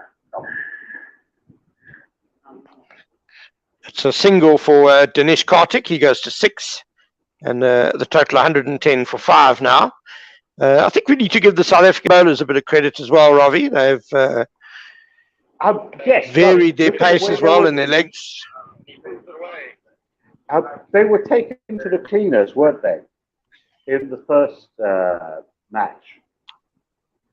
Yeah, that was a belter of a pitch, I'd say. I'd say this one is a bit too paced, as Nortje back of a length to Axar, who forces off the back foot, but can't beat the man at extra cover. No run. 18 balls since the last boundary. Yes, the Indian batters have not found their timing at all. Now, that may be down to the pitch. And as you say, we need to give credit to the South African bowlers as well. But this is an Indian pitch. These are Indian batters. They should know how these pitches react, and they should be able to make allowance for it. They're not. As Axar Patel works Nortje to the cow corner boundary for a single. I think also it's difficult, Ravi, because it's all very well knowing what to expect from the pitch, but the problem is that between deliveries, it's delivery to delivery, a ball can land in the same place here and behave differently. Yes. No, you're absolutely right. And we have to give credit to the Sapper bowlers. But I noticed something that seems to be incredibly funny. Dinesh Kartik has a helmet that is different from the other helmets. It's more like Sangakkara's helmet, you know, in terms of the way he's forward facing. As Kartik also does something funny with the bat now. He stepped way outside off stump and then tried to paddle Nortje over fine leg, short fine leg. He misses, and it's another dot ball. It's obviously something they practice, isn't it? Taking the ball from outside off and somehow sending it fine to the leg side. it's against the rules of cricket, not the laws. But they practice it because they believe it's a percentage shot in T20s. Yeah, it's a common thing that we see, but maybe India are guilty of just trying to overcomplicate things a little bit here in the closing overs. 112 for 5, and this is the last ball of the 17th over as Nortje comes in to Axar Patel. He's cleaned him up. Patel playing across the line and is clean bowled for 10 off 11 deliveries. India slide further into trouble on 112 for 6 after 17 overs. Last 3 overs, will they get 30 runs even? I don't think they'll get to 150. I think India have misread this pitch horribly, and they are going to suffer for this. This was just a pretty straight delivery from Anrich Nortje, fast and straight, and Axar Patel, who never really looked settled at the crease, played all around it and is bowled for 10 off 11 balls. So not really the acceleration that India needed. With just 3 overs left, they're on 112 for 6. And Harshal Patel comes to the crease, a tall, angular-looking man, slender. Ravi, have you seen him bat much? No, I haven't. Oh dear, I've seen him bowl, not that, to be honest. Yes, I've seen him bowl myself. Yes. So who knows what will happen here? Anyway, Karthik is the Indian finisher. He's about 45 or 50 years old. But he has, in this last IPL, proven to be capable of raising the run rate right in the last 2 or 3 overs. But will he be able to do it? Harshal Patel, I can tell you, this will be his 3rd T20 International innings as Rabada's into Karthik, who swishes outside off stump and misses. So another dot ball. Harshal Patel has scored 19 runs in those 2 innings, which was 18 and a 1 not out. The strike rate's 158, so that 18 must have been quite a useful little knock. In domestic T20, his strike rate is 147 with 3 half centuries. He averages 16.55 and is close to 1,000 runs. So, yeah, I think we can say that he could be dangerous here towards the end. For a few balls, for about 4 or 5 balls, he could hit and then he'll get out. It's Dinesh Karthik, I think we need to worry about. Yeah, he is the key man. Struggling a bit at the moment. 7 or 13 balls. Kagiso Rabada is coming into him, going right on over the wicket, back of a length, and Karthik drives this off the back foot. He's got it through the inner ring, but it's just a single. Kagiso Rabada, his figures at the moment are 3 overs and 2 balls, 1 for 10. So he's enjoying an absolutely outstanding evening in Cuttack. Well, I think we forget to give Rabada the credit he is due. He is one of the outstanding pace bowlers in the world today, whether in T20 or in Agreed. Agreed, Ravi. Absolutely. As Rabada's in again, slower ball, it ends up as a full toss. And it comes off the outside edge of Harshal Patel's bat. It beats backward point, and it's actually going to run away for 4 runs, a very useful boundary for India. That's their first boundary in more than 4 overs, I think. And third man was obviously quite fine. They had 24 Rabada will be... boundary. Yeah, Rabada will be filthy with himself that it ended up as a full toss. Well, lots of applause from the Indian bench. I think you expect that from time to time if you're a seam Absolutely, yeah. I mean, the accuracy of the spinner is not available to you. You can't get it right every time. But Rabada it was on the line. Yeah, this one is back of a length and seaming away from the batsman who fiddles outside off stump, poking around, misses through to the wicketkeeper. No run. Yeah, to be fair, it was off the edge of the bat, that boundary as well, Ravi. So I don't think the batsman can claim too much credit for that fall. And I think you're doing him a favour by calling him a batter. He's Harshal Patel. He's not a batter. He's batting at the moment, and he's batting at the moment. Yes, his figures aren't that bad. No, let's not take domestic figures to mean anything. In domestic cricket, you can hit. I mean, Ravindra Jadeja has hit 3 or 2 triple centuries in domestic cricket. That means he can bat. Oh, it does, Ravi. As Harshal Patel pushes this one into the covers, no run. It doesn't mean he can bat at the highest level. I'm sorry. It just means he can dominate lesser professionals, people who aren't even professional than him. This is a single into the covers for Harshal Patel, and the end of the 18th over, 118 for 6.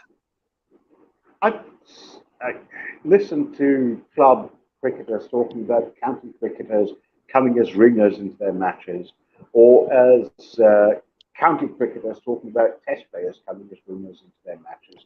And the difference in class is obvious. You know, we look at people like Ben Stokes or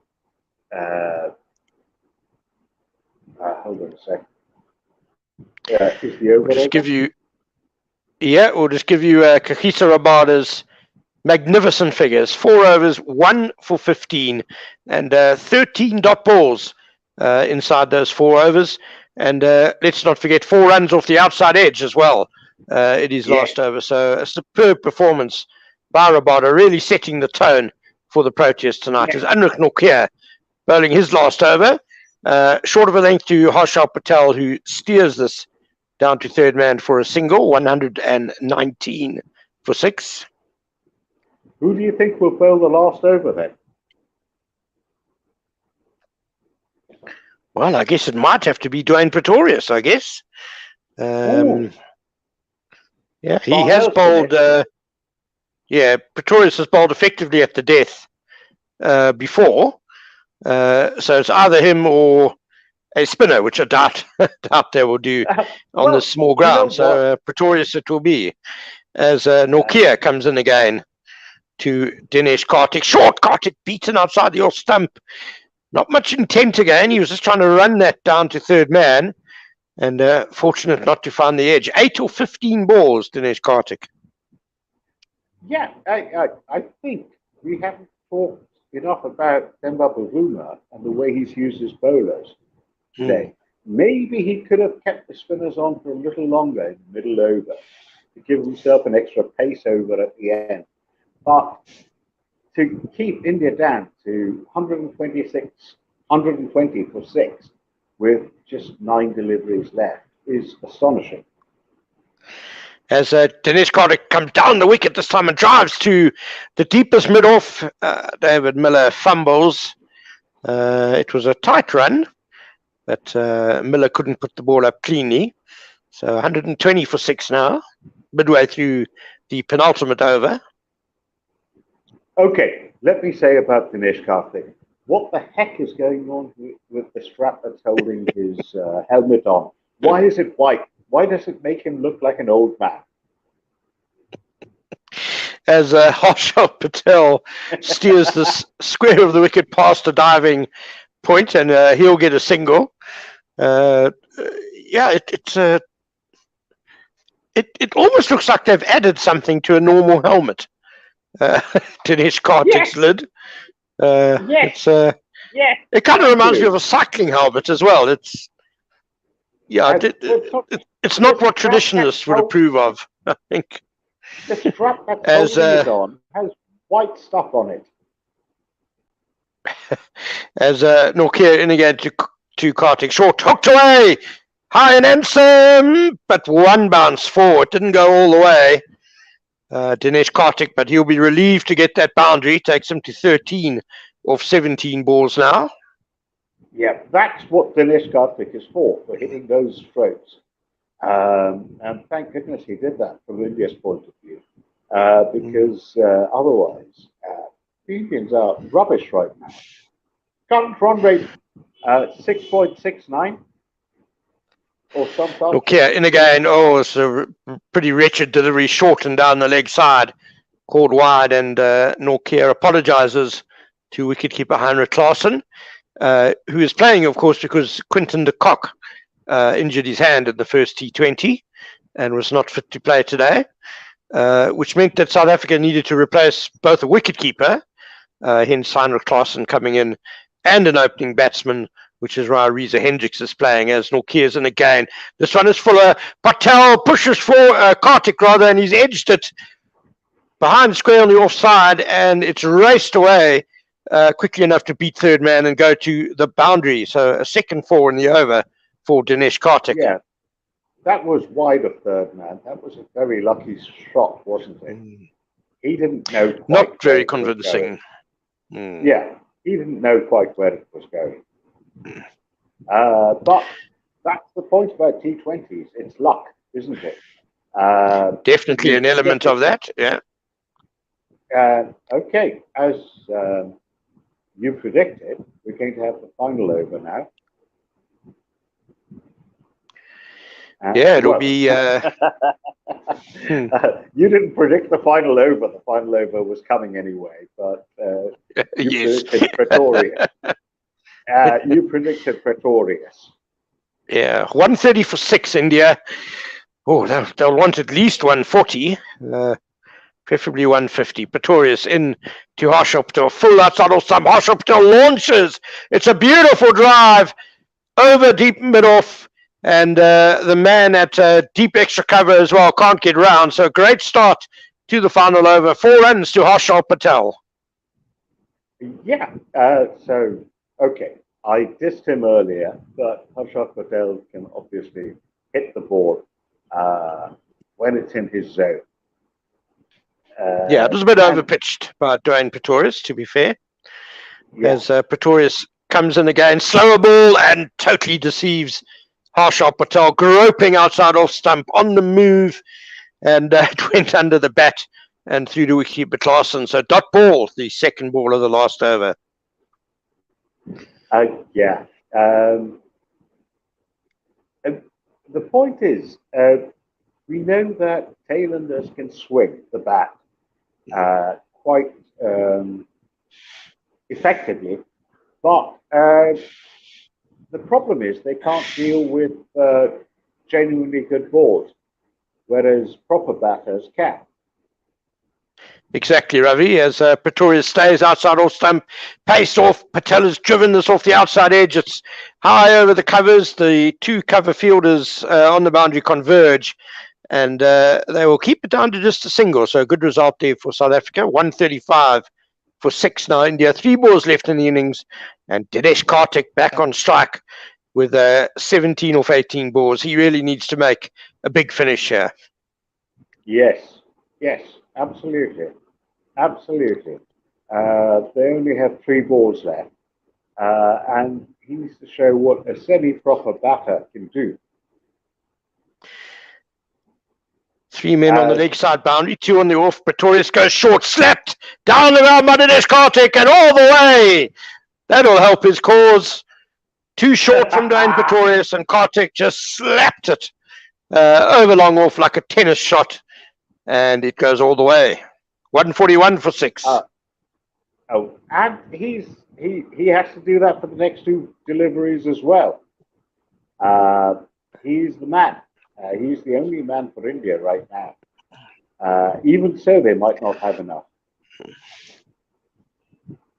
As Pretorius in again, Fuller, Kartik down the ground, high. Has it got enough on it? Yes, it does. Another 6 for Dinesh Kartik. Oh, he's doing exactly what I hoped or predicted. 150 is not a defensible sport. I'm sorry. I'll defend the full sport. I think South Africa are going to walk this, unless you're absolutely right about it. 150 is always defendable, Ravi. If team bats badly or you bowl very well, as the last ball of the over is edged. Big swing by Kartik, beaten by the pace off by Pretorius, and it goes down towards third man for a single. So India finished on 148 for 6. Ravi Nair says it's definitely not enough. I think they're a little bit under par probably, and South Africa will need 149 to win. Yes, and in the last match they chased how much? 200, but different pitch. 211. Yes. Yes. The thing is, in the last match. Okay, Ken, I don't know about you, but I'd like to spend the next 10 minutes or so talking about this first innings and this series. If we can get Anise, who is supposed to be on the next session, then we don't have to break the commentary. But that's fine. We can, we can run through the scorecard in the meantime if you like. Yeah, please do. Yeah. Please do. So South Africa won the toss again and chose to field again, electing to chase, which they did so well the other night. And Kagiso Rabada set the tone in the first over by removing Ruturaj Gaikwad for a single. There was a good rest of the power play for India, though, as Ishan Kishan and Shavas Iyer added 45 for the second wicket before Ishan Kishan was out in the 7th over, caught by Rassie van der Dussen off Anrik Nortje for 34 of 21 balls. Rishabh Pant was next to fall in the 10th over, caught skying a big hit off Keshav Maharaj for 5 of 7 deliveries. And South Africa really started to put the squeeze on then in those middle overs. Hardik Pandya bowled by Wayne Parnell for 9 of 12. And Shavas Iyer eventually out in the 14th over for 40 of 35 balls, caught behind by Heinrich Klaassen off Dwayne Pretorius. Axel Patel scored 10 off 11 deliveries before he was bowled by Anrik Nortje. And in the end, it was Dinesh Karthik and Harshal Patel who took India to 148 for 6 in their 20 overs. Dinesh Karthik hitting a couple of big sixes in the last over to end with 30 not out off 21 balls, and Harshal Patel 12 not out off 9 deliveries. The bowling figures, well, led by Kagiso Rabada, absolutely superb. 4 overs, 1 for 15. And well backed by Wayne Parnell, 4 overs, 1 for 23. Anrik Nortje took a couple of important wickets and conceded 36 runs in his 4 overs. Dwayne Pretorius took some tap in the last over, so he conceded 40 in 4 overs. And not really the night for spin on another small ground. Tabrei Shamsi got hit for 21 runs in his 2 overs. But Keshav Maharaj did well, 1 for 12 in his 2 overs. So 148 for 6, India. Yeah, okay. So I don't know why you think it wasn't a night for spin. I think they could have done with another over of spin. That's my feeling. But apart from that, Bavuma manoeuvred his bowlers perfectly. Yeah, I agree with you, Ravi. I guess Maharaj could have bowled a 3rd over. It is a small ground, but he was going well. Yeah. He was going at only 6 runs and over. Mm. But I don't want to take away from Temba Bavuma, because I never want to take anything away from Temba Bavuma. He's so short that if you took anything away from him, his height would become negative.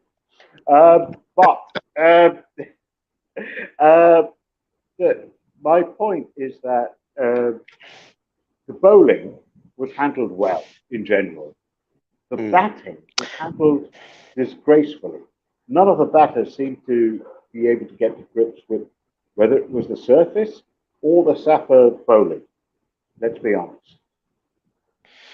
Yeah, I think you're right, Ravi. I think Temba Bavuma mixed it up nicely in the field. There was all pace in the first power play, and then he brought the spinners on a bit later than he normally would, and then went back to pace.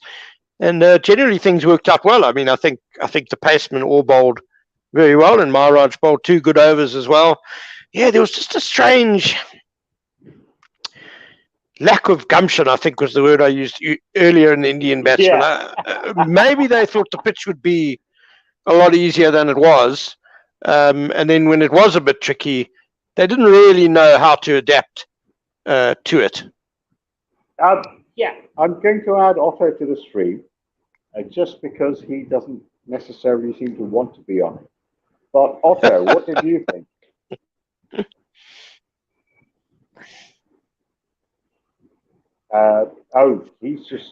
Oh my lord, he's just overseeing us. But yeah, he's our overseer, yes, our overlord. Yes, I'd like not to have an innings break podcast if you can cope with that, because it's only 10 minutes, isn't it? And I'd like to talk about this. First of all, India. I don't know if you know this, but in India, they've been bigging up we've won 12 T20s in a row. This is going to be our 13th. And then at 14, we break the world record.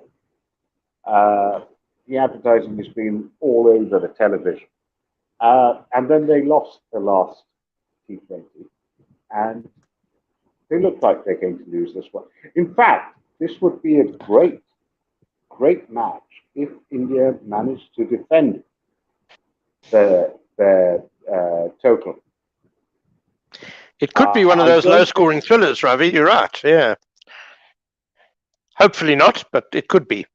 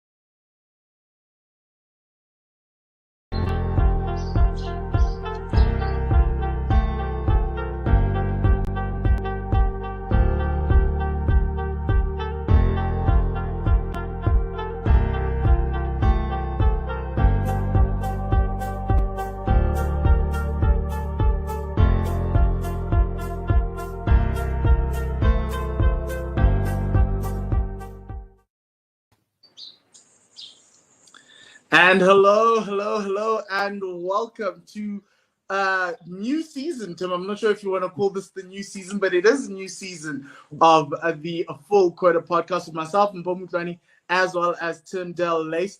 It's going to be another jam-packed season of cricketing discussion, everything else, and we've got an incredible interview lined up for you to start it off as we go into the new cycle. The new financial year of CSA started at, I think, at the end of April, and so we're all moving down. Let me introduce my co-host, Tim. Tim, how are you doing? I'm doing good. Yes, I think we can call this season 2. We've had at least 2 weeks break, if I'm not mistaken. Mm-hmm. We needed a refresh. We needed a bit of a break from the constant podcasts. But yeah, all ready for the what's new and the different things we're going to be giving you going into the next couple of months. Yes, Tim, that's very true. And so now, obviously, we've got a great interview lined up for you. But for those who are wondering about when we're going to talk about what's been happening at CSA, the news that came out today, We will be doing that tomorrow, so just do watch out for that. We're just going through everything, just making sure that we don't want to do because the problem about a reaction that's very fresh is that sometimes you just miss certain things, so a certain angle. So we're trying to see what the best angle is, and we're going to try and give you our thoughts as well as what we think is going to happen going on. But we've got a really, really awesome guest for you. I'm not sure if he's doing it from his home county now or his adopted county, but we have Protea bowler, fast bowler Dane Patterson here to discuss his career and his current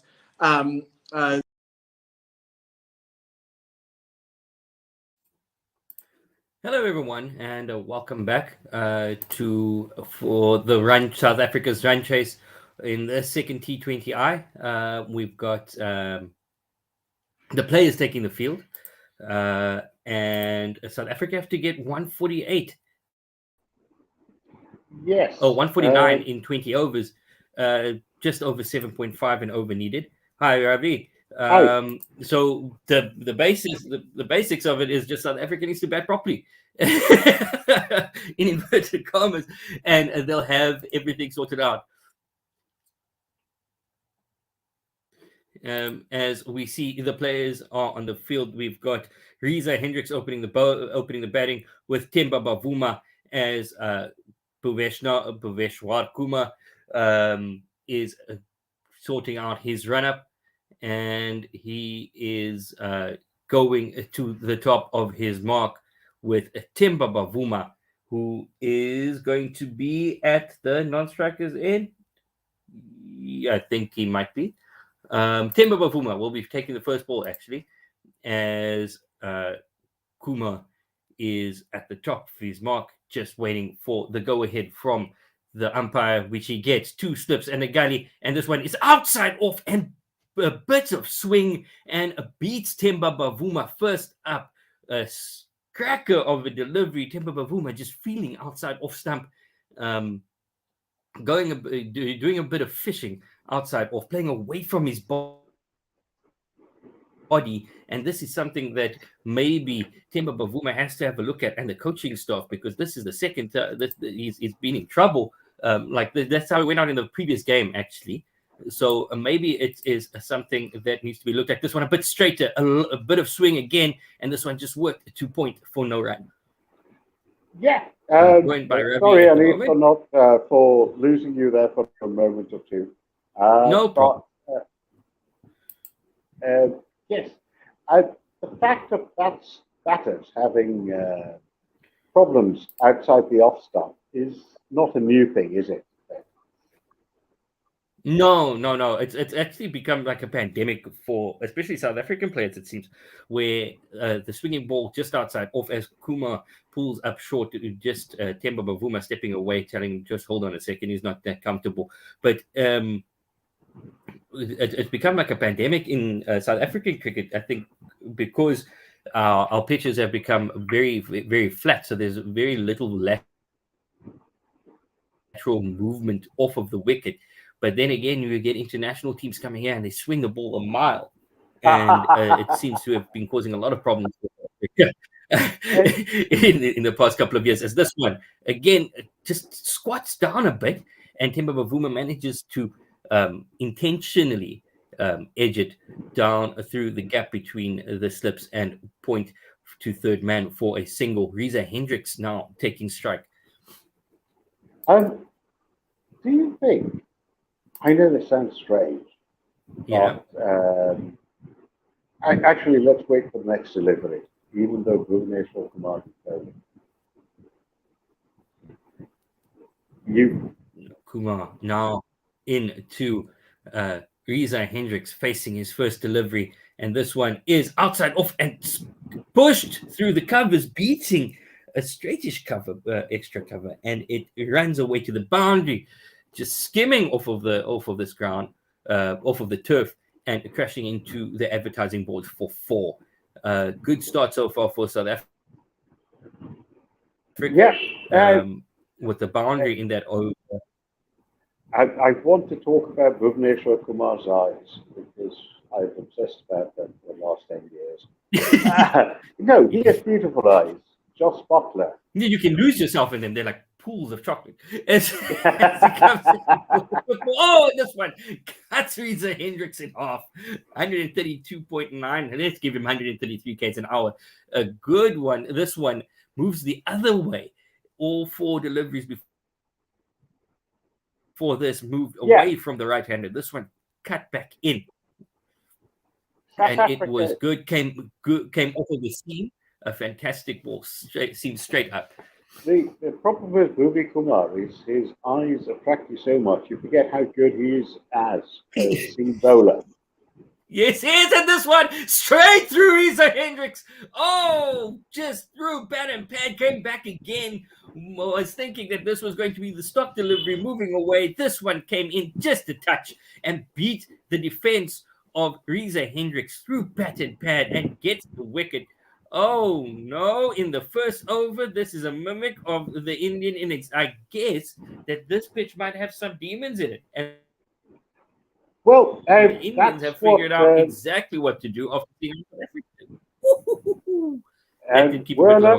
Werner, what do you think? Yeah, that one came back in off the pitch quite a bit. And it seems like Rassie van der Dussen will once again not be coming in at 3. So they might be sticking with the Dwayne Pretorius at 3 tactic. They are. That could be interesting. I think they're taking the mindset we're not being paid by the hour, gentlemen. Let's get this done. Because as I was saying when we came on, the total isn't big enough to warrant just going at it guns blazing. This is a total that you can bat properly and bat yourself in. And then pick it up at the back end, i.e. play a Rassie van der Dussen innings, but not give yourself too much to do. And you're not going to have too much work to do if you just bat properly. So it's 5 for 1 after the first over. Themba Bavuma is going to be on strike, and he will be facing, as we just wait to see who he will be facing, while Ravi waxes whimsically about Bhuvi Kumar's eyes. No, I love Joss Butler's eyes above all other eyes. But Bhuvi Listen, Kumar now is in my top 3. I can't not look at anything else. Now, once you've seen it.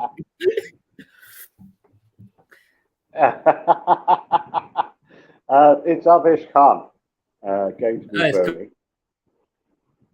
bowling. Khan comes in. This one on off stump and played straight to cover by Themba Bavuma, getting well behind that one, showing Reza Hendricks how you're supposed to play a forward defense. As we look at Dwayne Pretorius, 24 matches, 199 runs. Well, that doesn't actually, but a strike rate of 168. So he's got that going for him. Werner, you have the best liking setup of all 3 of us, and you look pretty. So why don't you say something? Savish Khan comes in outside off and just dabbed to the slips for no run. I don't want to steal your guys' thunder. I've got no thunder. I promised. I've got no thunder. Just go for it. But you do seem to be rumbling, Ravi. Oh! No, it's unfortunate to lose Reza Hendricks so early on in this innings. Coming in for Quinny, of course, he would have wanted to make a big innings, but this pitch is clearly not easy. Yeah. Avesh Khan comes in again. This one outside off. Bavuma tries to play a one-legged, kneel down sweep cut, and it just beats outside or beats his off stump, beats the outside edge of the bat, and it goes through to the keeper. I don't know how to describe that shot. That was way too close to cut for one. And he went down onto one knee. Yeah. As Werner says, this pitch, in fact, as Ken pointed out in our last session, this pitch is not easy to bat on. And you're trying to make what should be. This one is outside off stump, short of a length, and this one pops up, and Themba Bavuma cuts, and there's a top edge over the slips, and it runs away to a vacant third man for 4. 9 for 1 meant that? After 1.5. Do you think he meant that? Oh, good. Yeah. Werner, are you going to look at tweets and YouTube, or should I do it? Yes, I'll keep an eye out. Okay, fine. Khan comes in for the final final delivery of the over. This one, a leg cutter, saw his wrist break as this one goes outside off. The change of pace seems to have beaten Themba Bavuma outside off again, and it goes through to the keeper for no run. Yeah, Bavuma is a batter who doesn't leave the gap between bat and pad that much, as we've seen twice in this game so far. People bowled between bat and pad. Those were both, the two bowls were in the gap, weren't they, between bat and pad? This one from Khan, outside off, short of a length, outside off again, and a beaten outside off again by Themba Bavuma, just hanging his bat out. This is starting to be a technical issue now, because he's taking a good stride forward and just playing away from his body. Yeah, but with Themba, pretty good bowling, because the first one got back in and this one moved away a bit. So I think that was just good bowling from Avish Khan. But I think leaving the lure out there isn't very good cricket from Themba Bavuma. Maybe it's something he needs to have. The problem with Themba is if he takes a good stride forward, it's about 1 centimeter. He's a short man. Yeah. Easy to get your lengths wrong.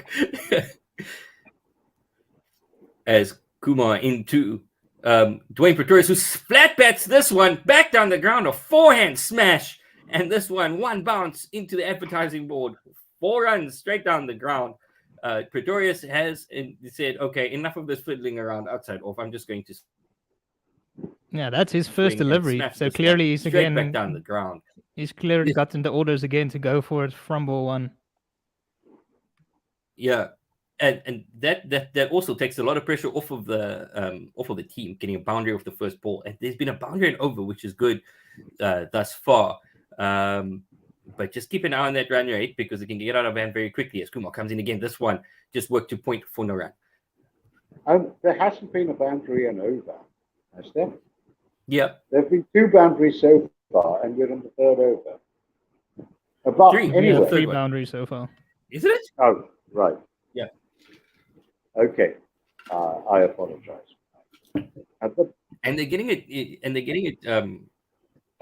Just that ball to Riza Hendricks. They're just showing it again, a replay of it. Just coming back a long way off the deck as Kumar comes in again. And this one is hoiked, but straight to mid-wicket. Doesn't get as much on it as it will inside edge onto the pad, and it just dribbles to mid-wicket for no run. I will not forgive the Sappers if they don't win this match. 149. Oh yeah, is not a defensible total, no matter what the pitch. If they chase, but then you're going to look at it. They chased 211 in the previous game, and they can't get 149 in this. I know different conditions, but surely this should be a much easier chase for the South Africans. As Kumar comes in for the next delivery, and this one is a slower ball and just blocked back down the ground straight to the bowler for no run. Yeah, exactly. So this has actually been a good over, except for the first ball. Yeah. Well, I'm hoping for the Sappers, but they're looking as though they don't know how to deal with this pitch. And the Indian bowlers. Let's not take anything away from the Indian bowlers. Kumar comes in, and this one is in the air. This one has taken the trip on the Starship, and it's come down to the safe hands of, not sure what that was, on the boundary, but it's down his throat. Avish Khan. And it's down his throat. South Africa lose Pretorius, 13 for 2. Rassie van der Dussen, put your helmet on, my boy, and come join your captain. Oh dear. Oh dear. Well, when Pretorius was sent in as a pinch hitter in any case.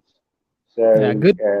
Yeah. It was a good knuckle ball by Bhuvaneshwar Kumar. I don't think Dwayne Pretorius quite picked it, so it was early into the shot, skied at very high, so an excellent catch by Avish Khan. He kept his eye on the ball all the way. Eventually it dipped on him and he was just able to grasp it in his fingertips in the end. It looked like it. If you watch the replay, it looked like it got away from him a bit, and he had to reposition himself. But he eventually got it. It was a good catch because that ball went high into the air. As I said, satellite.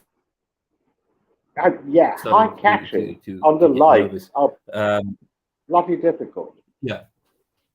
Am I allowed to say the word bloody in South Africa? It's fine. PG-13, I think. We allowed one. Oh dear. Oh dear. Oh dear. Right. Interesting. The batters didn't. Oh wait, that law changed. I thought the law change only comes into effect from October. No, the law changed. So then it's just the playing conditions in the IPL. It's already been introduced, but only, as Werner says, in October, does it become a law for all cricket. So then they did cross. Okay, cool. Then it's fine. Then Temba Bavuma is on strike because I was thinking that they were having the discussion with the umpires, and the umpire said no. Then they mentioned October. Looking at Rassie van der Dussen stats: 36 matches, 1,008 runs, and a strike rate of 132. As this one, Tubavuma on his legs, worked to the leg side, but no run. And that is the end of the over. A very good over that started poorly by Kumar. Finishing it with 4 runs from the over and the wicket of Pretorius. Very well done. I think Pretorius might have just got lost in his eyes. I'm going to run with that.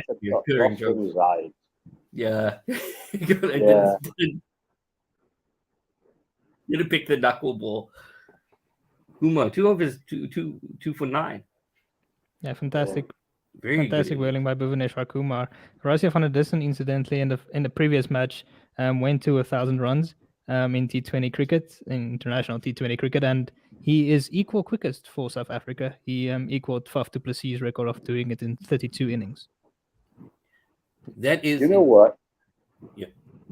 I don't think Rassie van der Dussen is as good as his figures make him appear. I don't know why. He starts so slowly in limited overs matches that I don't know. He doesn't give me confidence anymore. As Kumar comes in, this one full on middle and off, and Rassie van der Dussen works this one down to mid on for no run. No, but I think that might be a problem for if you don't have a big striker at the other end of the wicket, because Rassie, as you said, does tend to get into a bit of a hole early on, and he eats up a lot of balls, but he picks it up at the back end. So maybe with Temba there, who likes rotating the strike, it might just, as Kumar comes in, and this one is worked to the leg side, to mid-wicket for no run. While Rassie is busy eating up balls, Temba Bavuma is going to have to up his tempo a bit, and he's only batting at 50 at the moment. Yes, exactly. Exactly my point. You've got 2 of the wrong batters there right now. They're going to eat up balls in the power play. They have nearly 3 overs left, and they're not going to take advantage of it. Yeah. But I also do think that with the score of 149, it is a bit more forgivable as I look at this, at the required run rate, and it tells me that I don't know anything about cricket. As it works this one to mid on, and it goes for a single, and it is cleared up because they require 8.18. And they're batting at 4. As I said, the run rate can get out of hand pretty quickly. So Rassie van der Dussen might have to pull out the fireworks at the end again if he's there. Temba Bavuma, while Rassie's getting going, is going to have to pick up his scoring rate now. Not just Rassie, but Temba as well. As Hardik Pandya comes in and Temba Bavuma steps across and he plays a ramp sweep for 6. Oh no! Oh, that Has was he a listened pure. to us? Does he have us in his ear saying he has to pick it up? What?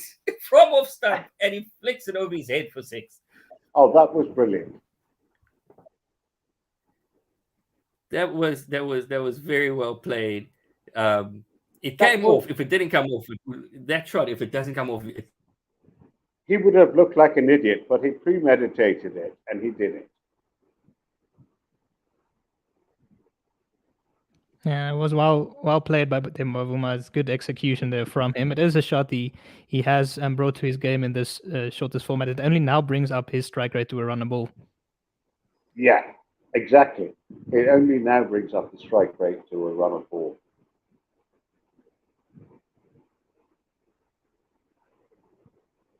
Do you think the South Africans are playing too conventionally in his power play? They're not, apart from that ramp shot by Themba, actually trying to get the ball off in any way except in test batting mode. Yeah, well, Quinton de Kock usually is that guy, but at the other end, it's probably a bit too conventional as Rassie van der Dussen just blocks this one out into the offside for no run. That's the end of the 4th over. South Africa are 21 for 2, only going at 5 runs to the over. They require a further 128 runs. Temba Bavuma is on 12 of 12. Rassie van der Dussen is on 1 of 4. Yeah, exactly. 4 overs. They've got 96 deliveries left. Yeah, no, it's not a good start. I feel irrespective of what you're chasing, you want a good power play. I think the benchmark is Yeah. about 50 runs in a power play. You don't want to lose more than 2 wickets. But even if you're chasing 100, you still don't want to be going at 5-6 runs to the over in the power play. Yeah, exactly my point. And thing is, the Saffers have a chance here to put the series at effectively what we call dormy in golf, isn't it? Where Yeah. This one, it's Temba Bavuma on the pads as he tries to flick it over the leg side. A big appeal from Avish Khan, but it was going down the leg side, and there will be no run. what happened to Elise? He had some internet connection issues, it seemed like, so I thought I'd just quickly take over the ball by ball in his absence.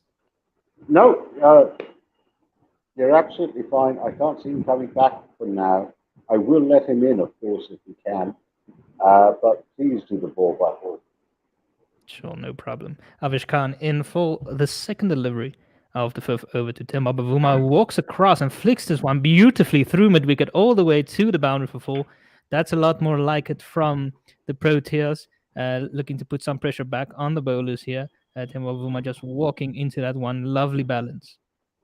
And do you think the Proteas are batting like the West Indians, boundaries or dot balls, rather than taking every single they can get?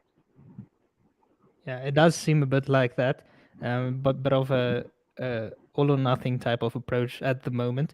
Yeah. But yeah, so the field is set. All the fielders on the offsides are in the ring. They have a deep square leg and a fine leg out on the boundary. As this one is just outside the off stump and defended out into the offside by Temba Bavuma for no run. South Africa 25 for 2. Even Bavuma, who is normally a scamperer between the wickets, is not actually making much of it, is he? He's just about a run of ball, and Van der Dussen, well, you can't judge him on 4 deliveries so far, but Rassie takes his time, doesn't he? Avish Khan and Bavuma tries to go over the offside. He just about manages to get it over the fielder at cover, and it plugs a bit in the field, and they do come back for the second. He definitely didn't get all of that one. Looking to be positive to go up and over, and he just manages to squeeze it over the man in the ring. What is the effect on Themba if the man at the other end who knows is going to score slowly? Yeah, it's a difficult one. I've talked about this previously about the combination of Rassie and Themba in a T20 is not necessarily the type of dynamic duo that you want in T20. So they might have to change their approach a bit. As one keeps low from Avish Khan, Temba manages to get his bat down in time and work it out. 2 fine leg for a single. South Africa 28 for 2. Carla Simon saying in the comment section, nice going, guys. Always more entertainment with your commentary. Thank you very much, Carla. Carla, I love you. Sorry. Being that she's Otto Simon's better half, I love her. But basically, Temba is trying to make up for Rassie right now, isn't he? Rassie is just going to go on being Van der Dussen. And Temba has to make up for it because this is power play. Beautiful delivery by Avish Khan. Just fuller of a good length. It nibs back in between bat and pad. Just misses the off stump. And it goes through to the keeper for no run. It came back in appreciably just about grazed past the off stump.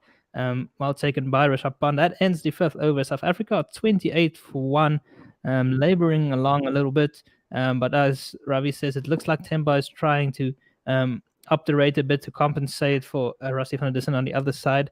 Rassie needs to start a lot better than he did in the last match here. He did speak about that in the post-match interview about him struggling at the start, and he knows that he put a bit of pressure on the team, and it wasn't a conscious decision. He was just struggling to find the gaps. So hopefully today he does manage to do so. Right. So Van der Dussen admits that he is possibly an anchor on the Sappers. Not in so many words, but he did say what he struggled to get going a bit in that last match, which is fair enough. Oh, that one holds up in the wicket as Temba Bavuma looks to work it through the leg side. It goes off the outer part of half of the bat to mid-off. They scamper through for a quick single. Hardik Pandya does manage to hit the stumps down, but it seemed like Temba Bavuma managed to make his ground. But they will go up to the third umpire. Just about. I mean, Temba Bavuma is a mad runner between the wickets, isn't he?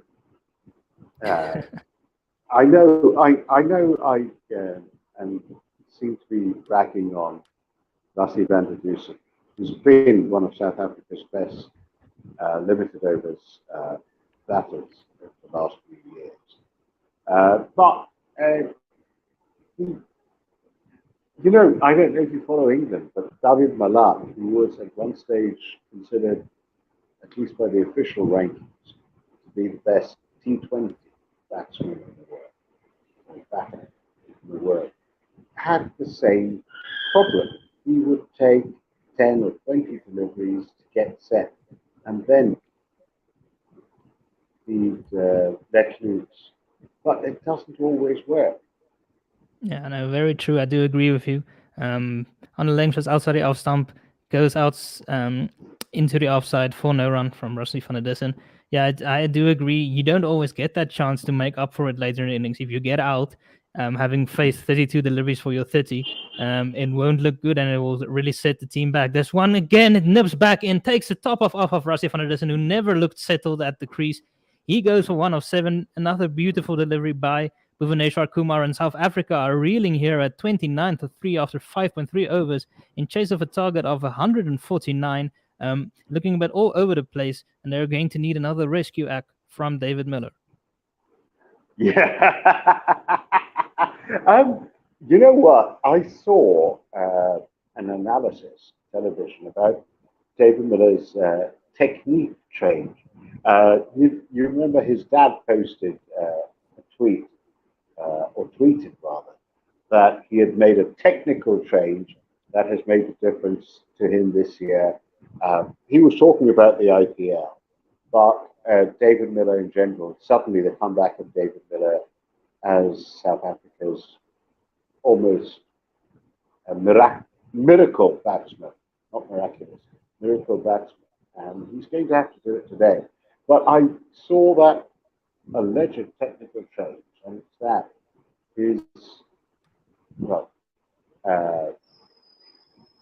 his right leg doesn't point down the pitch so much anymore as staying in parallel with the crease. when he's taking his stance. If Yeah, that's the difference.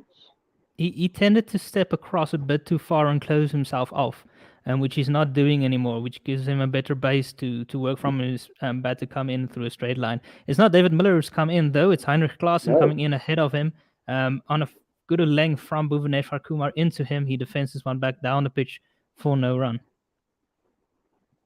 Is Klaassen in because David Miller can't come in before the 10th over? I don't know. I don't feel it's the right call, but they've decided to go with Heinrich Klaassen. By the way, Carla replied on your comment earlier saying that she loves you too, Ravi. Just don't tell her husband. Well, unfortunately, I told Otto that yesterday. I think he's a very lucky man. But another good length delivery, again defended back to Bhuvaneshwar Kumar for no run. But Bhuvi Kumar is not in India's test reckoning any longer, is he? Even though he's quite clearly up for T20. They've got enough bowlers not to reckon with him. But in the IPL and in T20s, he's still a bowler to be reckoned with. Those eyes alone would make you as a batsman give up. He's been exceptional again, and the last ball of the power play is just defended out into the offside for no run. So that ends the power play. South Africa are 29 for 3 after 6 overs. India right on top here in defending 149. South Africa still a long way away. The ball is moving off the pitch, cutting back into the players, also keeping a touch low, not making things easy. Heinrich Klaassen has just joined Temba Bavuma. Do you think that the Indian bowlers have made more of this pitch, of the seam that's available? It doesn't look like swing is available, but seam is available to the bowlers. And the Indians have made more of it. I think both Bhuvi and Avish Khan both present a more proud seam than Andrich Nortje especially, and KG Rabada to an extent, though KG bowled very well today. I think both of them show the seam a lot better, and that gives it the best opportunity to move off the pitch. Something similar that Mohammad Shami would do if he was playing. Yeah, Mohammad Shami, Umesh Yadav. The Indians have a bunch of bowlers who can take or make good use of Indian conditions. And South Africa. Usually Chahal is replacing Avish Khan. First delivery is just worked into the leg side by Temba Bavuma for a single. I was going to say, is it racist to say this? But we still think of cricket in English terms on the soft green seamers and swinging wickets and conditions that England gave us as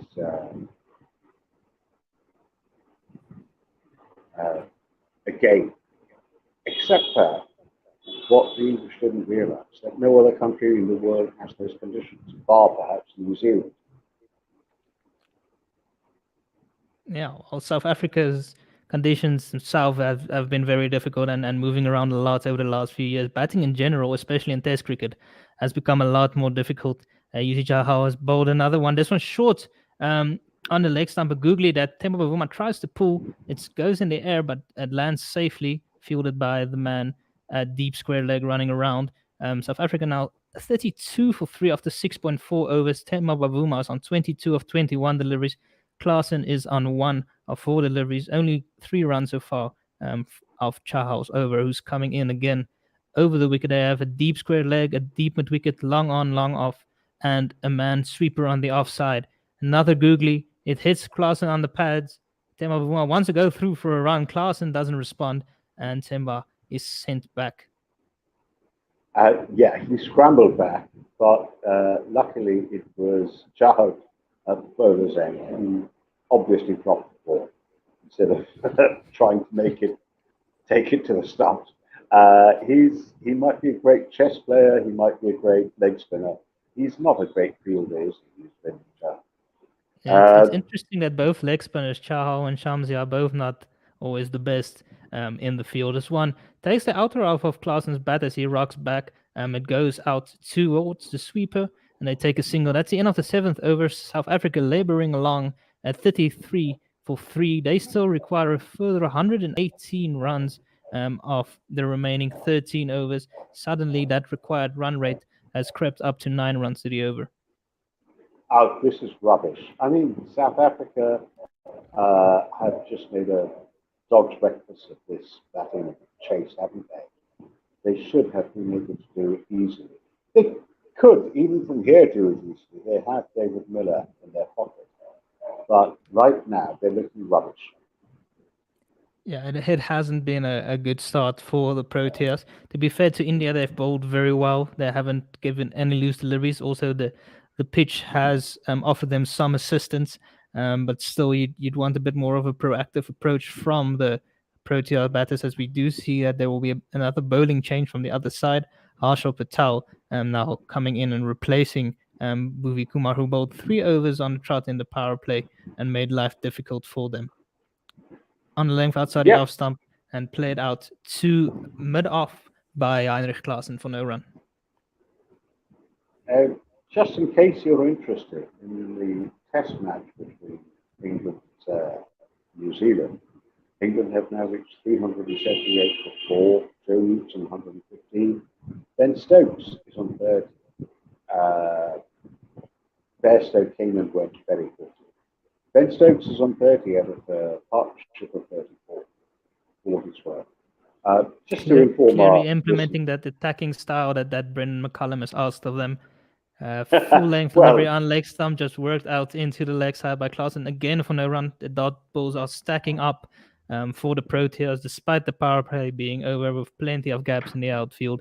They're still not able to hit those gaps.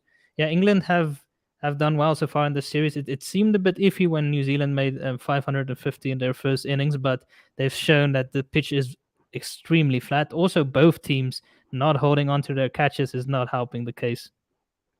Yeah, absolutely. Absolutely. I will, after this match, be going back to listen to the original Gorilla Cricket to hear their views on it. But for now, this is the match that last ball was just pushed out to mid-off for a very quick single. Heinrich Klaasen is very quick between the wickets, and he would have made it despite the throw coming in quite quickly. South Africa are on 34 for 3 after 7.3 overs. It's a rubbish scoreline so far for South Africa. Good grief. Harshal Patel in again over the wicket. Short outside from this one stands up a bit on Temba Bavuma, who just about manages to ride it down to third man for a single. That's the 4th ball of the over. Only 2 so far off this over. Temba Bavuma is on 23 of 22 deliveries. Heinrich Klaasen is on 3 of 9 deliveries. And we were talking about Rassie van der Dussen, who struggles to start quickly. And here we have Heinrich Klaasen on 3 of 9. Yes, absolutely. It is a problem until David Miller comes in, and South Africa don't want him in until the 14th or 15th over. Defended out into the offside by Heinrich Klaasen for another dot. He's still on 3 of 10 deliveries. Yeah, I don't see the reason not to bring David Miller in. I would never ever have him lower than 5. I wouldn't have sent Klaasen in ahead of him. I just genuinely think it's the overs remaining that modern teams decide upon who should bat where. They'll send in a batter for the 8th over if they've lost a wicket, and they'll send in a batter for the 15th over if they've lost a wicket. It doesn't pulled away by Heinrich Klaasen just behind square. The man at deep square leg runs around to cut it off. That is Dinesh Karthik, who's not behind the stumps in this series, as Ishan Kishan is doing the duties as wicketkeeper. South Africa are 36 for 3 after 8 overs. laboring along at less than 4.5 runs and over. Yes, ladies and gentlemen, this is still a T20. You are tuned into the right place. You are tuned into One World Sports Radio. Please do tweet us at One World SR and at Gorilla SA. Also, can comment on our YouTube channel at One World Sports Radio.com. We'd love to read your comments and what you have to say about things. Are you as frustrated as Ravi is, calling it rubbish? Do you have a different take than we do at this stage? South Africa still need 113 runs of 72 deliveries, and Chaha will continue right arm over the wicket. He's bowling his beautiful leg spinners. He had a wonderful IPL, did Yuzi Chahal. He was the leading wicket taker for the Rajasthan Royals.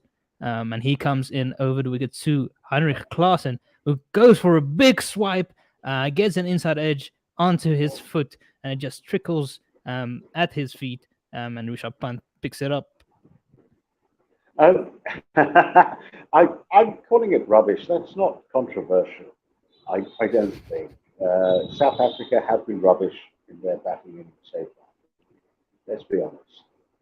Floats it up. Beautiful shot by Heinrich Klaasen, who gives himself room and goes all the way to the extra cover boundary for a one bounce four. A lot better from him there. Klaasen, in general, is a very good player of spin. I remember him taking down Yuzi Chahal and Kuldeep Yadav a few years ago in South Africa in a pink match. The only one that they managed to win in that series. Yes.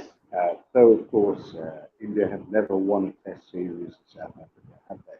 He goes for another big one. It goes off this outer half of the bat in the air over the man at cover, and it drops short in front of the man who's ran away around from long off to field it. They do come back 4-2. That moves Klaasen's score up to 10 of 14 deliveries. Temba Buma's on 23 of 22. South Africa on 42 for 3. Klaasen seems to be showing, at least against Chahal, the intent. He does, as he slog sweeps this one all the way over the deep mid-wicket boundary. 4-6 moves him up to 16 runs now, and playing with a lot more intent in this over. As I said, he does enjoy playing against spinners. He's good coming down the wicket, playing the regular sweep, the reverse sweep as well. So he's enjoying this matchup. He's certainly enjoying playing against Chahal, because it doesn't matter whether it's Guti or the straightforward leg spinners. He has time from which to see him and hit him. Flatter, quicker delivery from Chahal, and played off the back foot from Heinrich Klaasen, power towards long on, and it goes on one bounce to him. South Africa on 49 for 3. Sappers, only 11 overs left, have given themselves 100 runs to get on a dodgy pitch. Yeah, 11 overs left. They still need 11 overs and 1 ball left. They still need 100 runs from here. They require 9 runs to the over. This has been a lot better over for them so far. Heinrich Klaasen taking 13 runs off the over himself.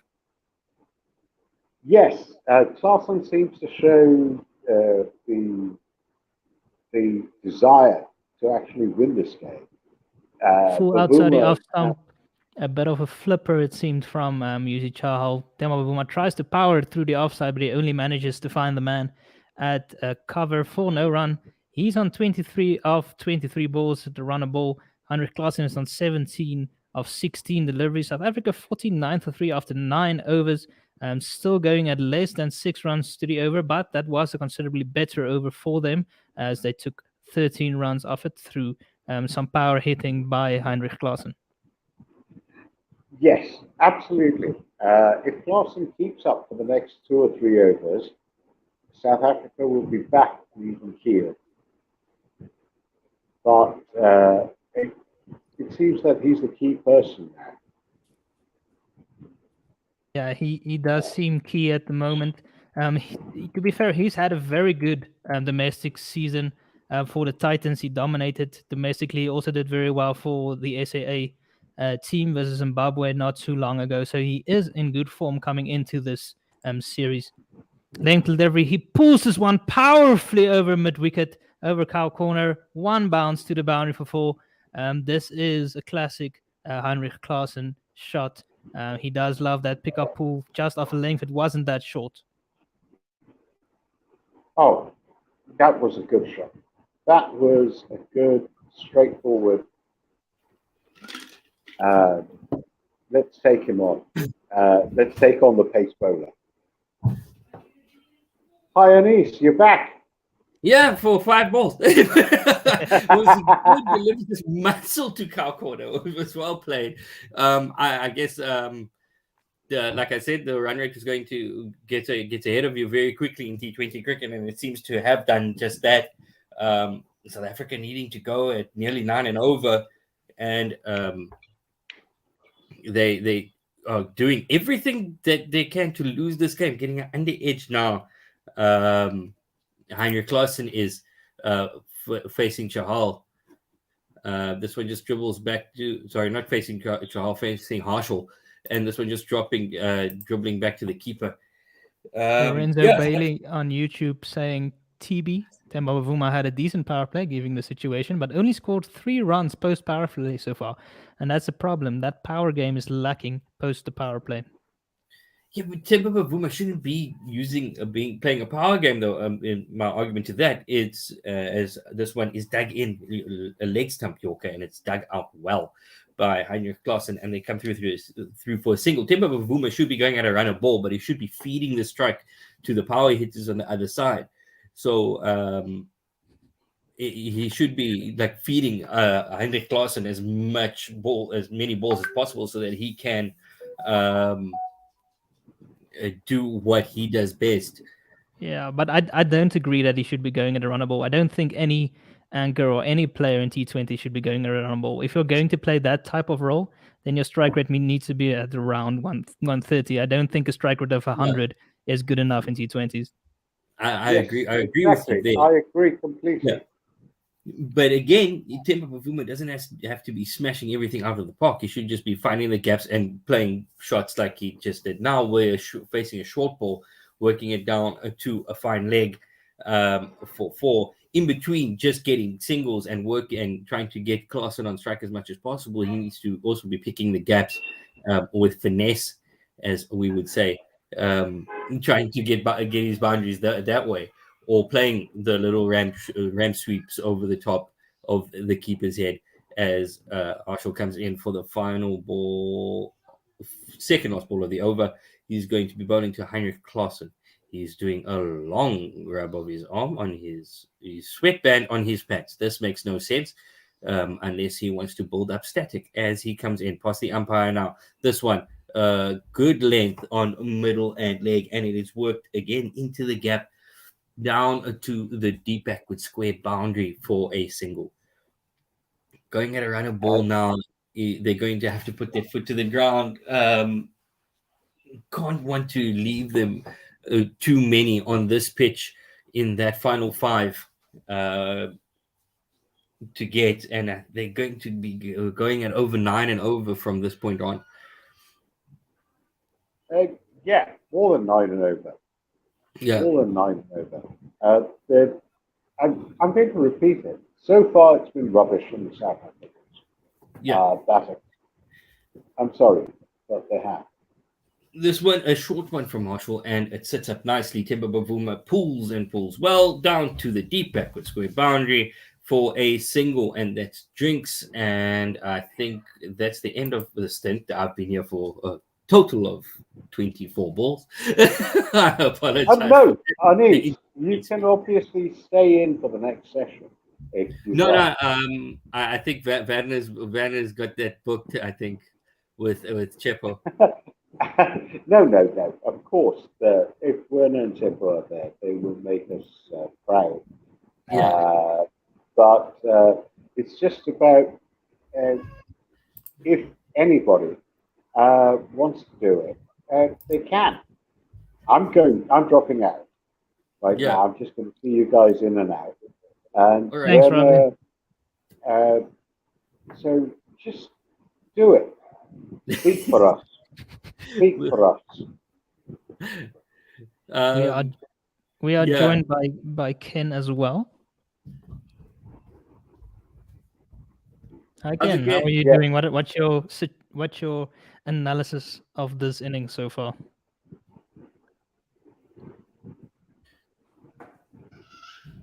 You are still on mute, Ken, I think. No, I can hear Ken. I'm going You're to quite remove right. myself. Okay, there you go. Hello, Ravi.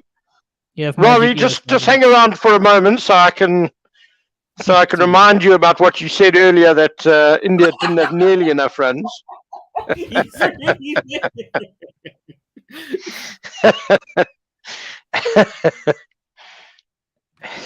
Oh no. That aside, look, I mean, how beautifully did Bhuvneshwar Kumar bowl up front? The skills he showed, wonderful bowling, and we've got a bit of a promising partnership building here. So let's hope Bavuma and Klaasen can keep going. They're Ken, not I busting. doff my cap to you. In terms of just you're saying nothing about it and allow me to make a fool of myself. But South Africa should have batted better. I'm sorry. So far. Yeah. Okay. I need Well, to we'll let see. Seppo in. I need to let him step off and then take me off and whoever else wants to go up.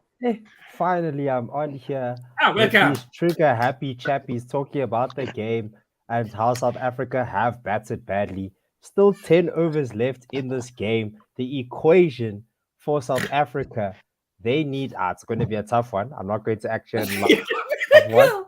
It's going to be a tough one. They need 149. Where's this thing now? They need 92 in 60 balls. Required rate of 9.2. I believe it's going to be the four of us. It's going to be hectic, but it's going to be lacquer. I'm just gonna chill here and then get excited about stuff. And then if the Sixers become big, I'll just drop in a pop culture reference. Oh, vibes. I'm all for it. As Hardik Pandya comes right arm over to Themba Bavuma, hangs it just outside the off stump and guided to a vacant third man region. 4 runs to Captain TB. And he now moves to 29 off 26, 61 for 3. Yeah, beautifully played by Themba Bavuma. He just waited on that one, played it very late. He knew that the man was up in the circle at third man. So expertly played from him. They need a lot more of this. Going at 9 runs to the over, they need at least 1 boundary and over to keep up with the rate here. It hasn't been easy on this pitch. It's been too paced. It's been moving a bit off the seam as well. India were unable to go at this type of a run rate, so it's definitely not going to be easy in the back 10 here. Just shows the importance of building a partnership, I guess, these two. Looking better the longer they stay together. Indeed. It looks like there is a bit of a field change now. While the umpire is just running back. We have a man at sweeper at long on. Deep mid wicket is now coming into the circle, so they're dropping that man back to the third man boundary. We have a fine leg and a deep backward square leg. And the rest are up in the ring on the offside. My stream just lagged. Ken, Carla says that you're too loud. Carla, okay. Apologies, Carla. My Carla wife says Simon. the same thing. It must be a wife thing. Hardik Pandya, right arm over second ball. This one a lot straighter. Themba Bavuma on the back foot just whips this to the leg side. The man coming in from mid wicket does well to get there quickly, but they steal the single. 62 for 3. Bavuma now on 30. Klaasen on 23 of 20. Yeah, Klaasen is the one that's looking to take the attack to the Indians here. He's been very effective against Chahal. He also played a beautiful shot over mid-wicket, almost a bit of a pick-up pull over mid-wicket against Harshal Patel on a delivery that wasn't that short. And he's looking to do more of the same against Hardik Pandya. It's all about stealing those singles at Hardik Pandya. Good length delivery just outside off stump. And Heinrich Klaassen guides this just wide of the man at short third man. Gets himself a boundary, a streaky boundary. And South Africa now 66 for 3. Very good over so far for the South Africans. 2 boundaries in it.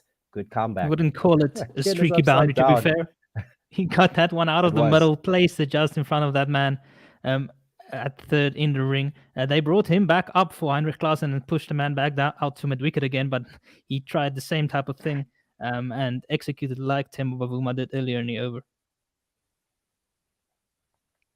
Hardik Pandya, 4th ball, a slower one on off stump. Heinrich Klaassen square of the wicket straight to the man at point for no run. Still 66 for 3. Heinrich Klaassen, of course, his highest T20 score came against India at his home ground of Supersport Park in Centurion when he hammered 69 off 30 balls in February 2018. South Africa winning that game by 6 wickets with 8 balls remaining. Yeah. In 2018, I can remember a game at the Wanderers, but that was probably a one-day international. Oh, yes, it was a one-day international. Heinrich Klaassen. There was a pink day. This one, a back of a length delivery into the body of Heinrich Klaassen. Gets a leading edge, but goes straight to the bowler. No runs, still 63 for 3. And a comparison of India at this time, they were 74 for 3. So just 8 runs ahead. Yeah, no, Heinrich Klaassen, I enjoyed the spinners in particular. Sorry, Ken, I see you want to talk in an upside-down world. I'm an upside down. Sorry, it's my cell phone. Upside down, man. It looks like I'm the right way up on my screen. Back of a length delivery. Heinrich Klaassen comes down the pitch, absolutely throws his hands at this. It goes backward of square and runs all the way to the third man boundary. A little bit more square than that, but that's a fortunate 4 runs. Finds the gap and gets South Africa to 70 for 3 after that over. And that over was pretty pricey. 3 boundaries in it and a single, 13 off it. Werner mentioned how good Klaassen is at playing spin, and in that 69 or 30 balls in that match, Yuzvendra Chahal, who's playing this evening, was hit for 64 runs in his 4 overs, and we can only presume that Klaassen did a fair amount of that, coming in at number 4. I believe it was Klaassen and maybe Pechelquayo, if my memory serves. JP Duminy, 64 not out or 40 balls. Oh, it wasn't that Pink Day game that Pechelquayo also... no, this is a T20, Yeah, of course. Axel Patel now injured it. Oh, sorry, please, Werner, continue. No, go for it, Chip. Okay, I will go for it. Axel Patel is into the attack here. Comes around the wickets. Temba Bavuma gets low, does Bavuma to this full length delivery, sweeps it straight to the man at short fine leg. A quick single, but Heinrich Klaassen makes it comfortably. 71 for 3. South Africa needs 78 or 53 balls. Carla Simon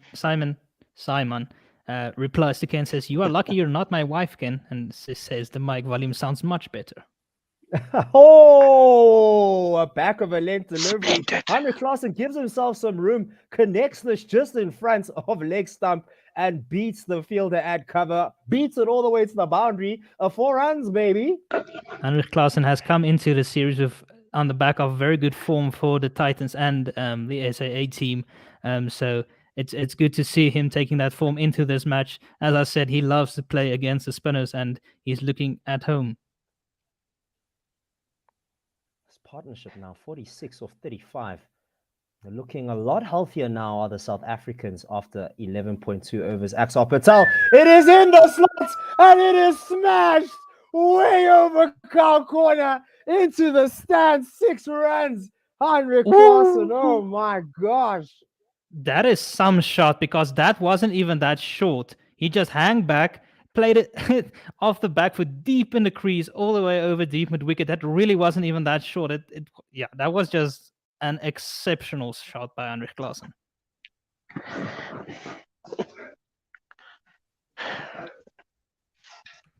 Goodness gracious. Ishan Kishan has a scared look in his face, just looking at probably looking at his captain like, now what? After that massive 6, the 50 partnership comes up. Heinrich Klaassen getting 41 off 26. Wow. Themba Bavuma, comfy on 11 off 10 in this partnership. Furzy Yeah, I think 09 says the runnable differential is about 30. Just need to reduce it to below 20 in the next 5 overs. This was a short while ago, and he said, yes, India destroyed SA on that tour, but one knock got Klaassen into the IPL. Anish just said, huge, that ball joined Starfleet and boldly went on a 5-year mission where no ball has gone before. The pop culture references he promised them. How do you respond to something like this? Heinrich Klaassen is here. Axar Patel comes around the wicket. It's in the slots. A big heave, but it misses the bat, misses the stumps, misses the keeper, but it does hit the boundary. 4 byes for South Africa. Oh, no, it was off the bottom edge. Heinrich Klaassen hits the boundary. I believe. Oh. 4-4-6-4. Come, eh? Yeah, you do take it anyway. It comes. Heinrich Klaassen looking to dominate Ashkar again. Oof. A back of a length delivery heaves this over the bowler's head, straight down the ground. Hardik Pandya does the fielding, sweeping in from long off. A little bit of tag team fielding as this thrown into the bowler. And that should... No, there's still one more ball left in this over. Absolute carnage at 87 for 3.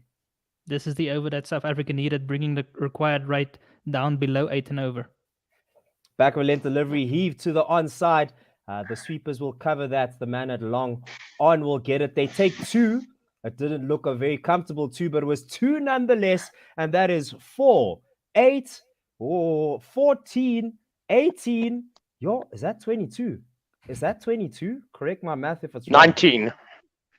19 off the over. Thank you for the correction. But goodness gracious, that's a big over. That is a big over. Heinrich Klaassen has wrestled back the momentum for South Africa. He's moved up to 49 of only 29 deliveries. Themba Bavuma on the other side is on 31 of 28. Taking a quick break just to wipe out all the sweat. They do say that the humidity is quite high out there at Katak. South Africa on 89 for 3 after 12. 89 for 3 after 12. And who would have thunk that would have been Heinrich Klaassen, the super sub for Quinton de Kock, who has brought about the carnage here. It shows a little something about South Africa's depth and the people that can come in for injured superstars.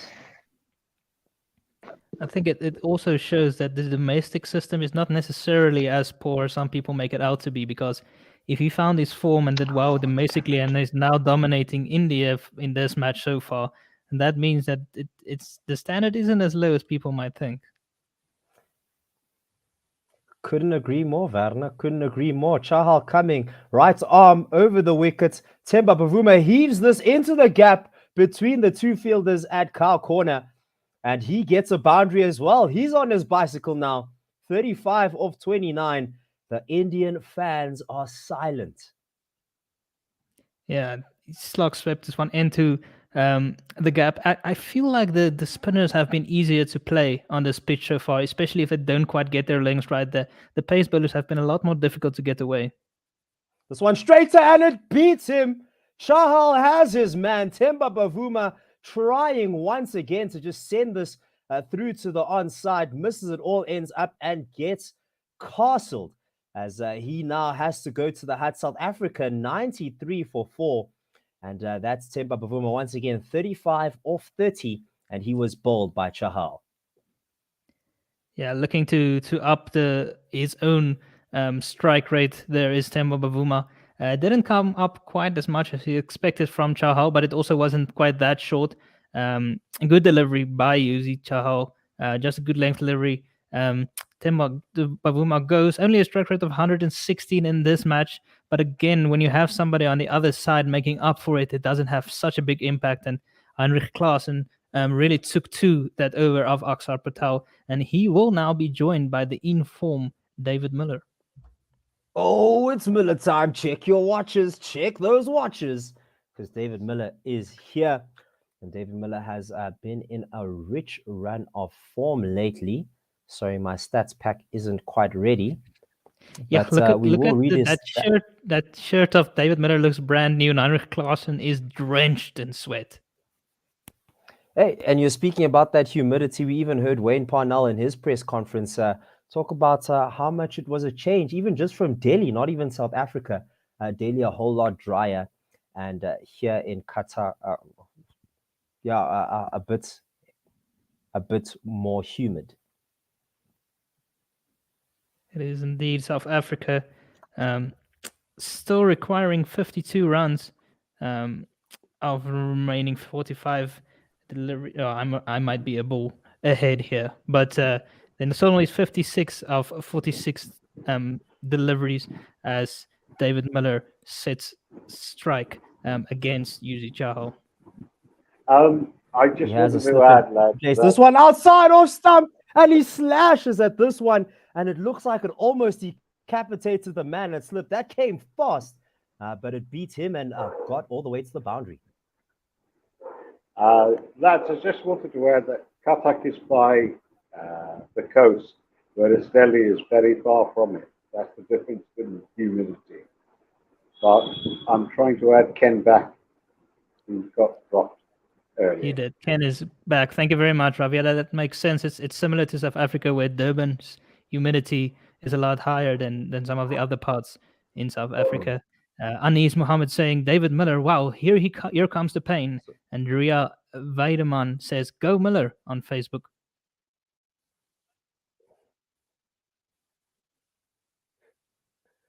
Yes, indeed. Here comes the pain. Sorry, my stream is just lagging a little bit. Werner, can you quickly take ball by ball? Sure. Oh, That I'm last back. one was... I'm back. I think I just missed the delivery. David Miller. Yeah. Go for it. I didn't see it. I didn't see the last one. It was didn't see it. defended My out stream just to got back. cover for no run. So David Miller still on strike. South Africa on 97 for 4 after 12.4 overs, and Yuzi Chahal continues to him. Protection on the boundary. just This one straight looked like it was going towards leg stump. Just beats this pass. The bowler as it trickles down to the man at long off. South Africa will take a single. David Miller will move to 5 off 3. The equation now 51 of 43 balls, a whole lot more manageable than a lot earlier. Yeah, that over that Heinrich Klaassen took to Patel really, or Axar Patel, made a real difference. He's on 49 of 29 deliveries. He's 1 away from a well-deserved half century.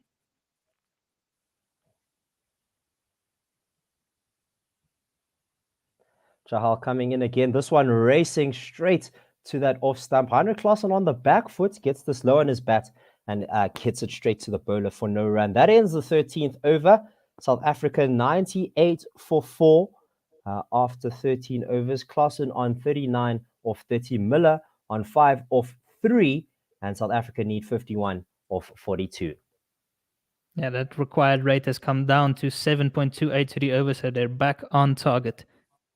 Thanks to Klaassen mainly. Yeah, indeed. Definitely did take it to the bowling attack here of India. But a lot of tweets here on the hashtag #SAVIndia saying that Rishabh Pant not making some good decisions as captain. We've seen a lot of spin in these overs, the middle overs especially, and that's where South Africa sort of found a way back in. Do you think that he probably missed a trick, not using his pace bowlers a little bit more? Yeah, potentially. It has seemed to be a lot more difficult to get the pace bowlers away than the spinners on this pitch. And Klaassen enjoys taking on the spinners as well. So maybe missed the trick slightly there. But still, he requires his bowlers to execute.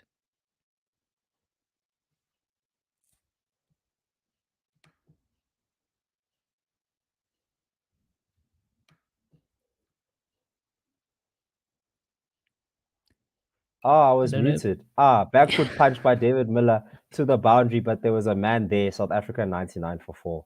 Embarrassing. I was just wondering if the problem was on my side, but I see that you were muted. It happens when you're not doing commentary live from this stadium, it makes things a little bit more difficult. But we enjoy to bring you all the commentary here at One World Sports Radio.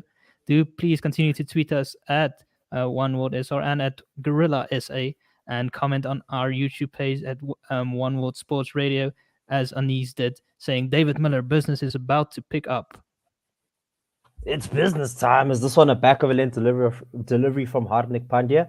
Heinrich Klaasen gets behind it, defends this to the offside, looked for a single. David Miller wasn't interested, and South Africa still 99 for 4. Lorenzo Bailey saying good innings by Themba Bavuma under the situation where we were in. He did his job. So now South Africa only requiring 50 from 40 balls, looking a lot more in control again now, thanks to Heinrich Klaasen, who's on strike, 1 away from a half century. And he takes it comfortably, a back of a length delivery just on top of middle stump, guides this off the hips into a vacant square leg region, gets himself a half century, and has done well to earn it. Yeah, Ken just telling us that this is his 450 in 26 T20 innings. His other 50s having come against India in 2018, England in 2020, and Pakistan in 2021. All 3 of those were in South Africa on the high field. Now his first 50 away from home, doing it in India, coming in what was a very difficult situation, bringing things back under control. David Miller on strike, protection all over the boundary except for the long off region. A back of a length delivery. David Miller gets on top of it. A little bit of confusion, but a fumble from the fielder running in from points. Dinesh Karthik means that South Africa get through safely. 101 for 4 after 13.4. The equation 48 of 38 now. Yeah, South Africa definitely looking more in control. Good to have a man who has his eye in at the crease with another guy who's coming in with plenty of form behind his name. It's been quite the year for David Miller so far. He's been actually very good for South Africa in the last few years as well. A lot of people were surprised that he did well in the IPL, but it didn't come as much as a surprise to me. All he needed was a clear role and a set place in the batting order and some backing, and he really came good for the Gujarat Titans. Pandya, a Yorker length delivery picked up by Heinrich Klaasen and sent over Long On's head. All he can do is watch. 6 more runs to the total, 6 more runs to Heinrich Klaasen, and now the equation 42 of 37. Shakes of the head from Rishabh Pant. How did this get away from them? Nah, it's beautiful from Heinrich Klaasen. He has plenty of power, does the tall man. We have seen this in the past. I know that people didn't want him back in the side for some reason, maybe because he was off form for quite a while there, post his COVID infection, but he's come back very strongly. Good length delivery outside off stumper, sliced into the turf, but it goes pretty deep to the man on the boundary for a single. That wraps up the 14th over. Klaasen on 57 off 34. David Miller 7 off 5. South Africa 108 for 4. And the deficit now just 41 between South Africa and a 2-0 victory. This looks like the Klaasen that dominated Australia back at home when he got that man of the series against them. So good to see him back in form. As I said, it's just a continuation from his form for the Titans and the SAA side. So good to see him just taking it into the series in front of what is a packed stadium out there in Qatar, a very good crowd, quieting them down a bit as South Africa are taking control of this run chase. Still quite a few runs to get still. 41 of 36 deliveries. Important that these two keep going. South Africa don't bat too deep after this. Is Wayne Parnell and then the rest of the bowlers. So important to take responsibility here. Good length delivery on top of off stump. A little bit of a turned a paddle pull. Kept that down. Played to the man at mid wicket for a single. 108 for 4. And couldn't agree with you more. Oh, sorry, go. Give it a. No, Avish Khan back into the attack. 2.1 overs. He started off very well with Bhuvaneshwar Kumar. Pant bringing him back in. They do need some wickets now as the required run rate's only just above 6 to the over. A good length delivery, played down the ground by Heinrich Klaassen, a drive where he gave himself some room. A little bit to the onside as Long On does the fielding, sweeps that up. Just a single, 109 for 4. Now we're having a bit of a look at Heinrich Klaassen's innings. It's been all power from him. He started off slowly, but he's then ramped it up. He's smashed 6 fours and 3 very big sixes as well. He's looked in control of the innings. He's really brought that required run rate back down under control. Yes, making sure that he takes his opportunity. He didn't play in that first game. He came back into this side due to Quinton de Kock being out with a finger injury. He is the backup keeper, and he's making a case for himself for a permanent position. Around the wicket comes Avesh Khan. This one a little bit outside the off stump of the left-handed David Miller. He flings his hands at this, just fishes, but doesn't get the outside edge. Luckily for the South Africans, unluckily for India, as South Africa still 109 for 4. And the pace bowlers with quite a job to do here.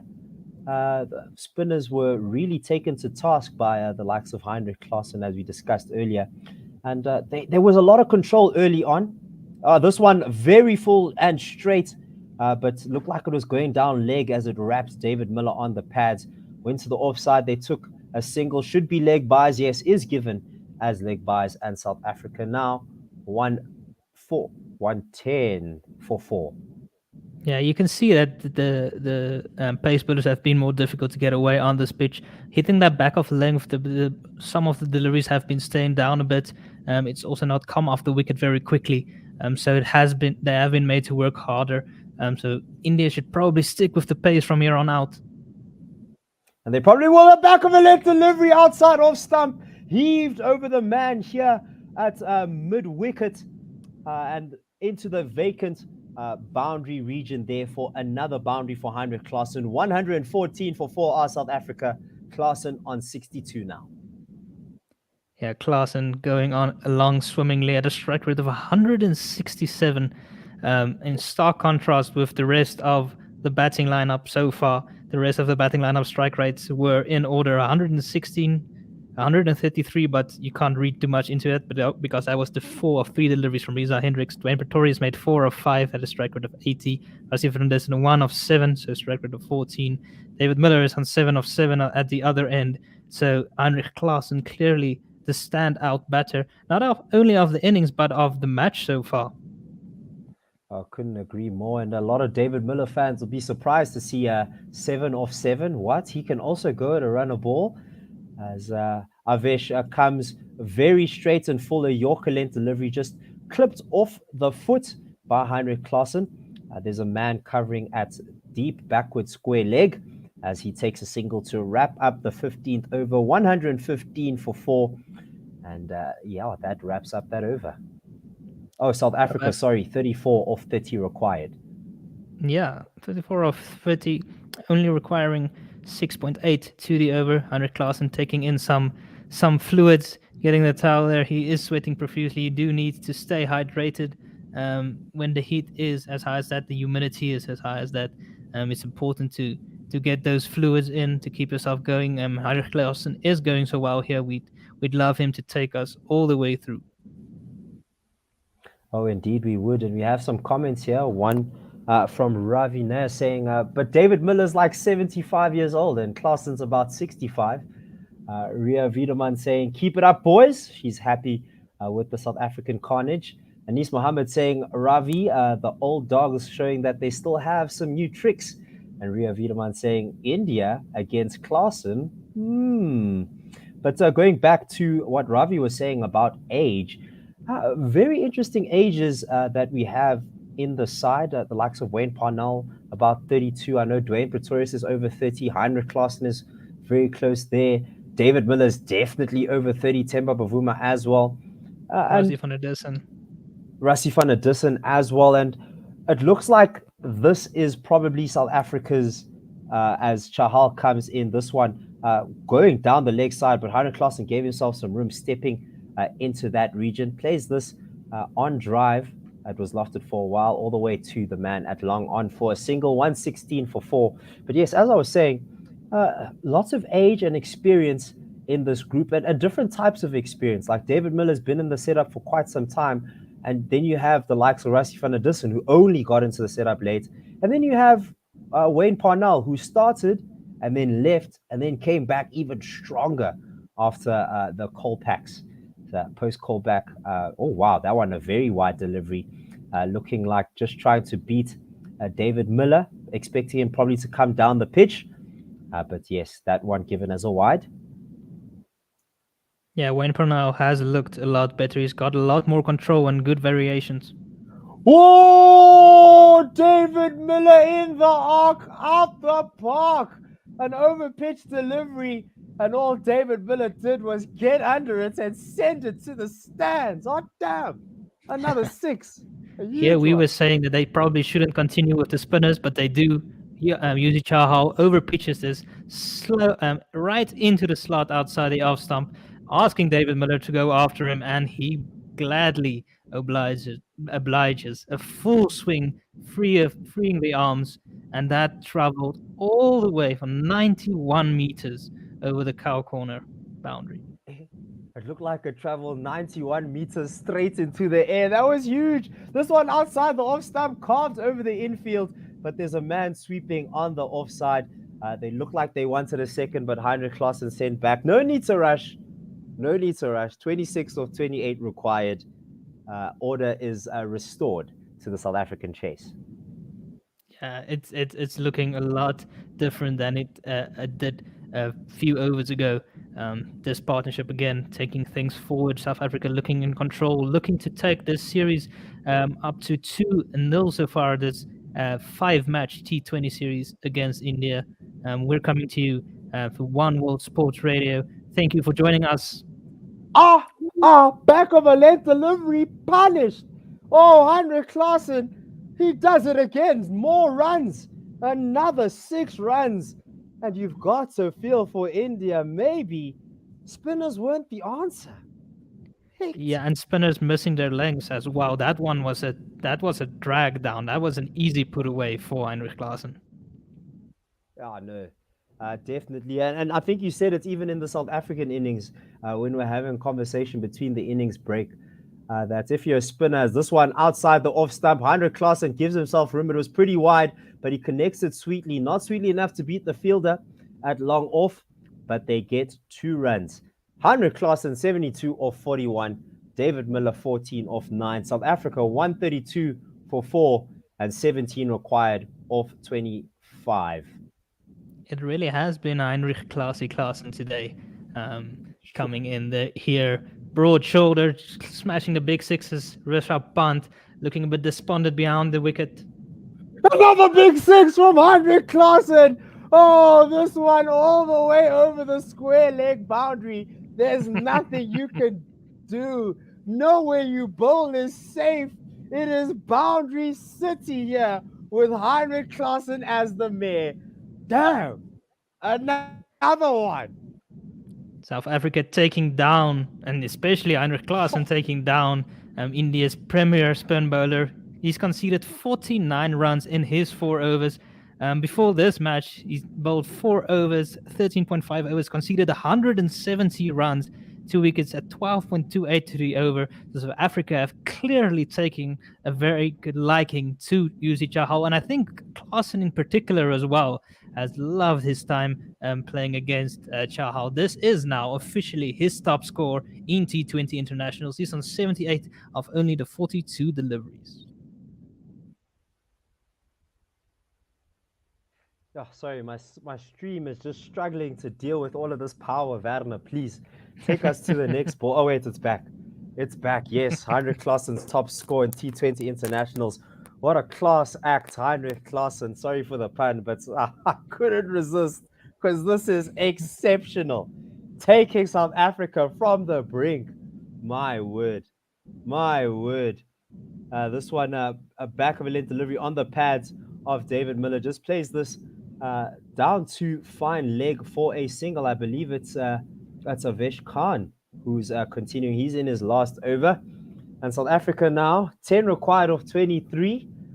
It looks like it's smooth sailing from here on out. It is Harshal Patel. It is. Why does ESPN Harshal Quick Patel. Info? It literally just changed now. It literally just changed. It happens. It happens. South Africa only needing 10 runs to seal this second match as well. They've dominated this series so far.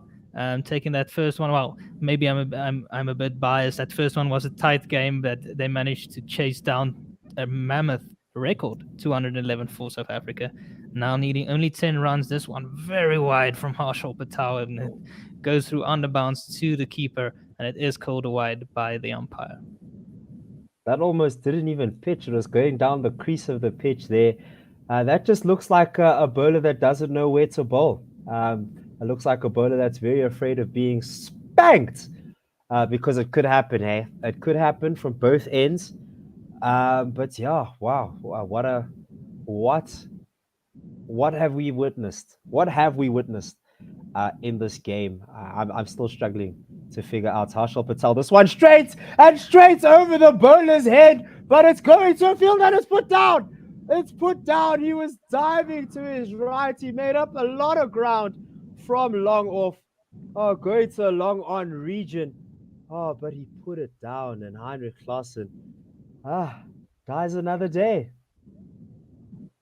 Yeah, it was a very difficult one done from Ravi Bishnoi, coming in all the way from the boundary, diving full length, managing to get his hands to it, but it didn't quite stick. And on the bounce to rub salt into the woods, hits him on the forehead as well. But Klaassen survives. He's on 80 of 43 deliveries, looking to end things off quickly. Gives himself room here. Slower delivery just outside the off stump. Very well bowled by Harshal. Klaassen is furious with himself not picking the slower ball. But you're talking about how tight the last game was, and just something about chasing and South Africa in particular, and their tendency to take games deep. It looks like South Africa are keen to just make sure that 20 overs are batted and see what happens. And looks like it's been working out for them. As Patel, a full toss on the off stump, whipped off the pads straight to the man at deep square leg for a single. 6 required off 20 balls, 143 for 4. Yeah, and it feels like Klaassen has taken the pitch out of the equation in this innings, because most of the batters have struggled, but here he is on 81 of 45 deliveries. I think he's mostly taken down the spinners. Pant was a bit criticized in the last match for not bowling out Yusi Chahal, but then in this match, to me personally, it felt like this wasn't the pitch to continue on with the spinners, and it kind of backfired.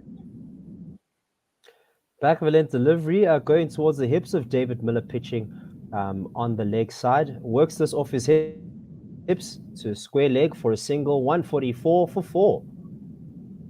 And I think what makes it difficult what makes it difficult for the captain is they have a sixth bowler in Hardik Pandya, but he's been going at 10 and over as well. So he doesn't have a lot of other options to turn to besides these two openers who did well in Bhuvaneshwar Kumar and Avish Khan. So the rest have been traveling apart from Harshal Patel. This one up in the air, back of a length delivery. It looks like it's going straight down the throat of the man at long on. And Heinrich Klaassen doesn't get to see the end of the innings. He's shaking his head, but Harshal Patel has his man, and he did bowl well to get this wicket. Some respect shown there from David Miller to his former partner as Heinrich Klaassen departs after scoring big runs. 81, his best score of 46 balls. Look at that strike rate, 176, 7 fours and 5 sixes. Yeah, he more than did his job here. South Africa only needing 5 runs in still 3 overs or 18 balls remaining. So Parnau will be joining David Miller, who's comfortable at the other end as well. He's on 16 of 11 deliveries, just continuing on his merry way this season. Is David Miller. A standing ovation in the dugout for Heinrich Klaassen as he returns. He was clearly very tired here by the end. So I think it was a bit of a hit out or get out type of situation. You can't really argue with that. His approach has worked the whole innings, and 81 his contribution.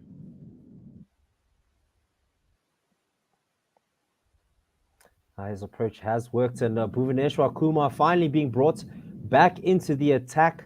Now, hey, I want to say too little too late, but that's actually not fair. He did bowl 3 overs at the beginning. It looked like it worked as well, giving him the new ball and just giving him as much of it as possible. He did strike, but it wasn't enough to just keep South Africa quiet. He comes right arm over to David Miller. This one just on top of off stump, punched off the back foot to the man at a deep cover. 145 for 5. Yeah, Bhuvi Kumar is very effective in the power play when he gets it to move around. Generally, he gets it to swing through the air. There wasn't much swing here, but he did get it to seam off the wicket, which accounted for Rassie van der Dussen, who he bowled top of off. This one just in line with middle stump, pitching in line with leg, and forward defensive from Wayne Parnell. No need to lose a wicket here. You could see out Bhuvaneshwar Kumar. Yeah, I think if the delivery is there to put away, he'll go after it. But the good deliveries, he can just see out. Still plenty of time. 16 deliveries to get the final 4 runs. And this isn't a World Cup, so no net run rate considerations. Full length delivery from around the wicket here, as this one just outside the off stump. A shot at the stumps from Shreyas Iyer. It smacks the stumps, and South Africa don't take the overthrows. Just a single. 147 for 5. Temo Bavuma will be satisfied with this match. His bowlers really stepped up, restricted India to 148, and his batters also stepping up to seal this one comfortably so far. They only need the 2 runs. It's been a good showing by the Proteas, Heinrich Klaasen in particular, David Miller continuing where he left off in the last match as well. But it's good to see a guy coming in off the bench. He didn't play in that first match. He was out of the setup for a while as well, looking to regain his form domestically. He's come back in as backup keeper for Quinton de Kock, and he's taking his opportunity with both hands.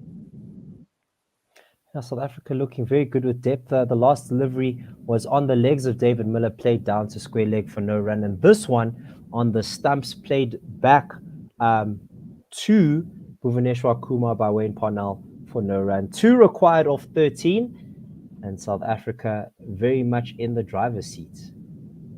Yeah, I do feel a bit for Tristan Stubbs missing out in this match. We didn't get to see him bat in the last match because David Miller and Rassie took it all the way to the end. Bhuvaneshwar Kumar clips the top of middle stump. Wayne Parnell just giving it too much room, and it looked like a little bit of movement off the seam into the left-hander, and outdone him, castled him, got the zing bail zinging, and that sees, it just went under his bat. It was the off stump that it hit. And yes, that sees the back of Wayne Parnell. 4 overs, 4 for 13. When a lot of the other bowlers have travelled, that is magnificent figures in a T20. As Wayne Parnell goes for 1 of 4 deliveries, and Rabada will join David Miller at the crease with only 2 more runs required of 12 balls. Literally every single over he bowled, he got a wicket. Every over he got a wicket. That is magical. That is Bhuvaneshwar Kumar. He's been out of favor for some time with India, or other bowlers coming ahead of him, but has taken his opportunity very nicely here to sort of put his name back into the hat. Yeah, he has indeed. In the absence of Bumrah and Shami, he has really taken his opportunity very well here. 4 for 13. You can't ask for much better in a T20 match. Oh, no doubt about it. KJ Rabada, yet another left-hand batter here. South Africa have plenty left-hand batters at the bottom of the order, but he won't be on strike. Shreyas Iyer is going to bowl what we'd assume to be the last over. It's the penultimate over. It's the 19th over. South Africa need 2. This one dragged down, but a little bit full. Looks like, and it just stayed very, very low as David Miller tried to slice this through the gap on the offside. Just found a man. Still 147 for 6. From around the wicket again, this one towards the pads, whipped off the pads, going down to deep square leg, and they'll take 2 to wrap up this game comfortably. South Africa now win this game by 4 wickets. David Miller getting the last 2 runs there. Yeah, what a magnificent performance by the Proteas, restricting India to 148.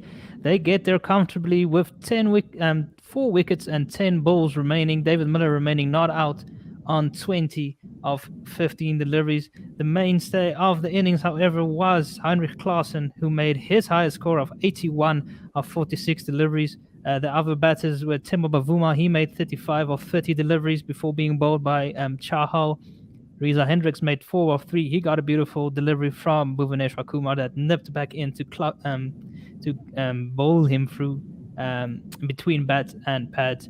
Dwayne Pretorius again came in at number 3. He hit a beautiful boundary back over Bhuvi's head in his first delivery, but then 3 dot balls forced him to go big, and he went for 4 of 5 deliveries. Rassie van der Dussen bowled by Kumar for 1 of 7.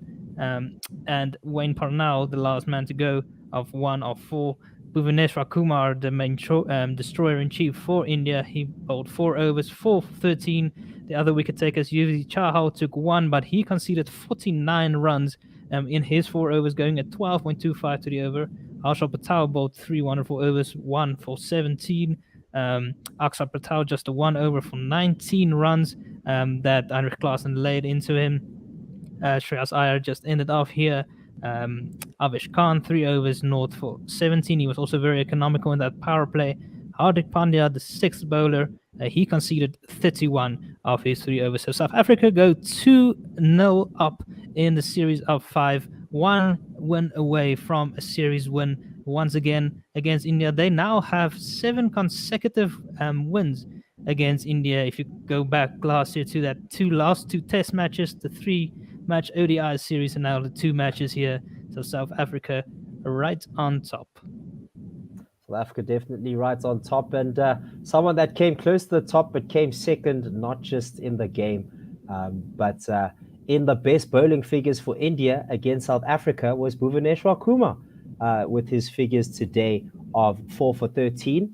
The first place was Bhuvaneshwar Kumar against South Africa at the Wanderers when he got 5 for 24. But that wraps up today's game. It's been an absolute pleasure to be with you here, gentlemen. Absolute pleasure reading the comments. You guys kept us company all the way through all of that. It's been pretty awesome. So we will see you guys at game 3 of this 5-match series.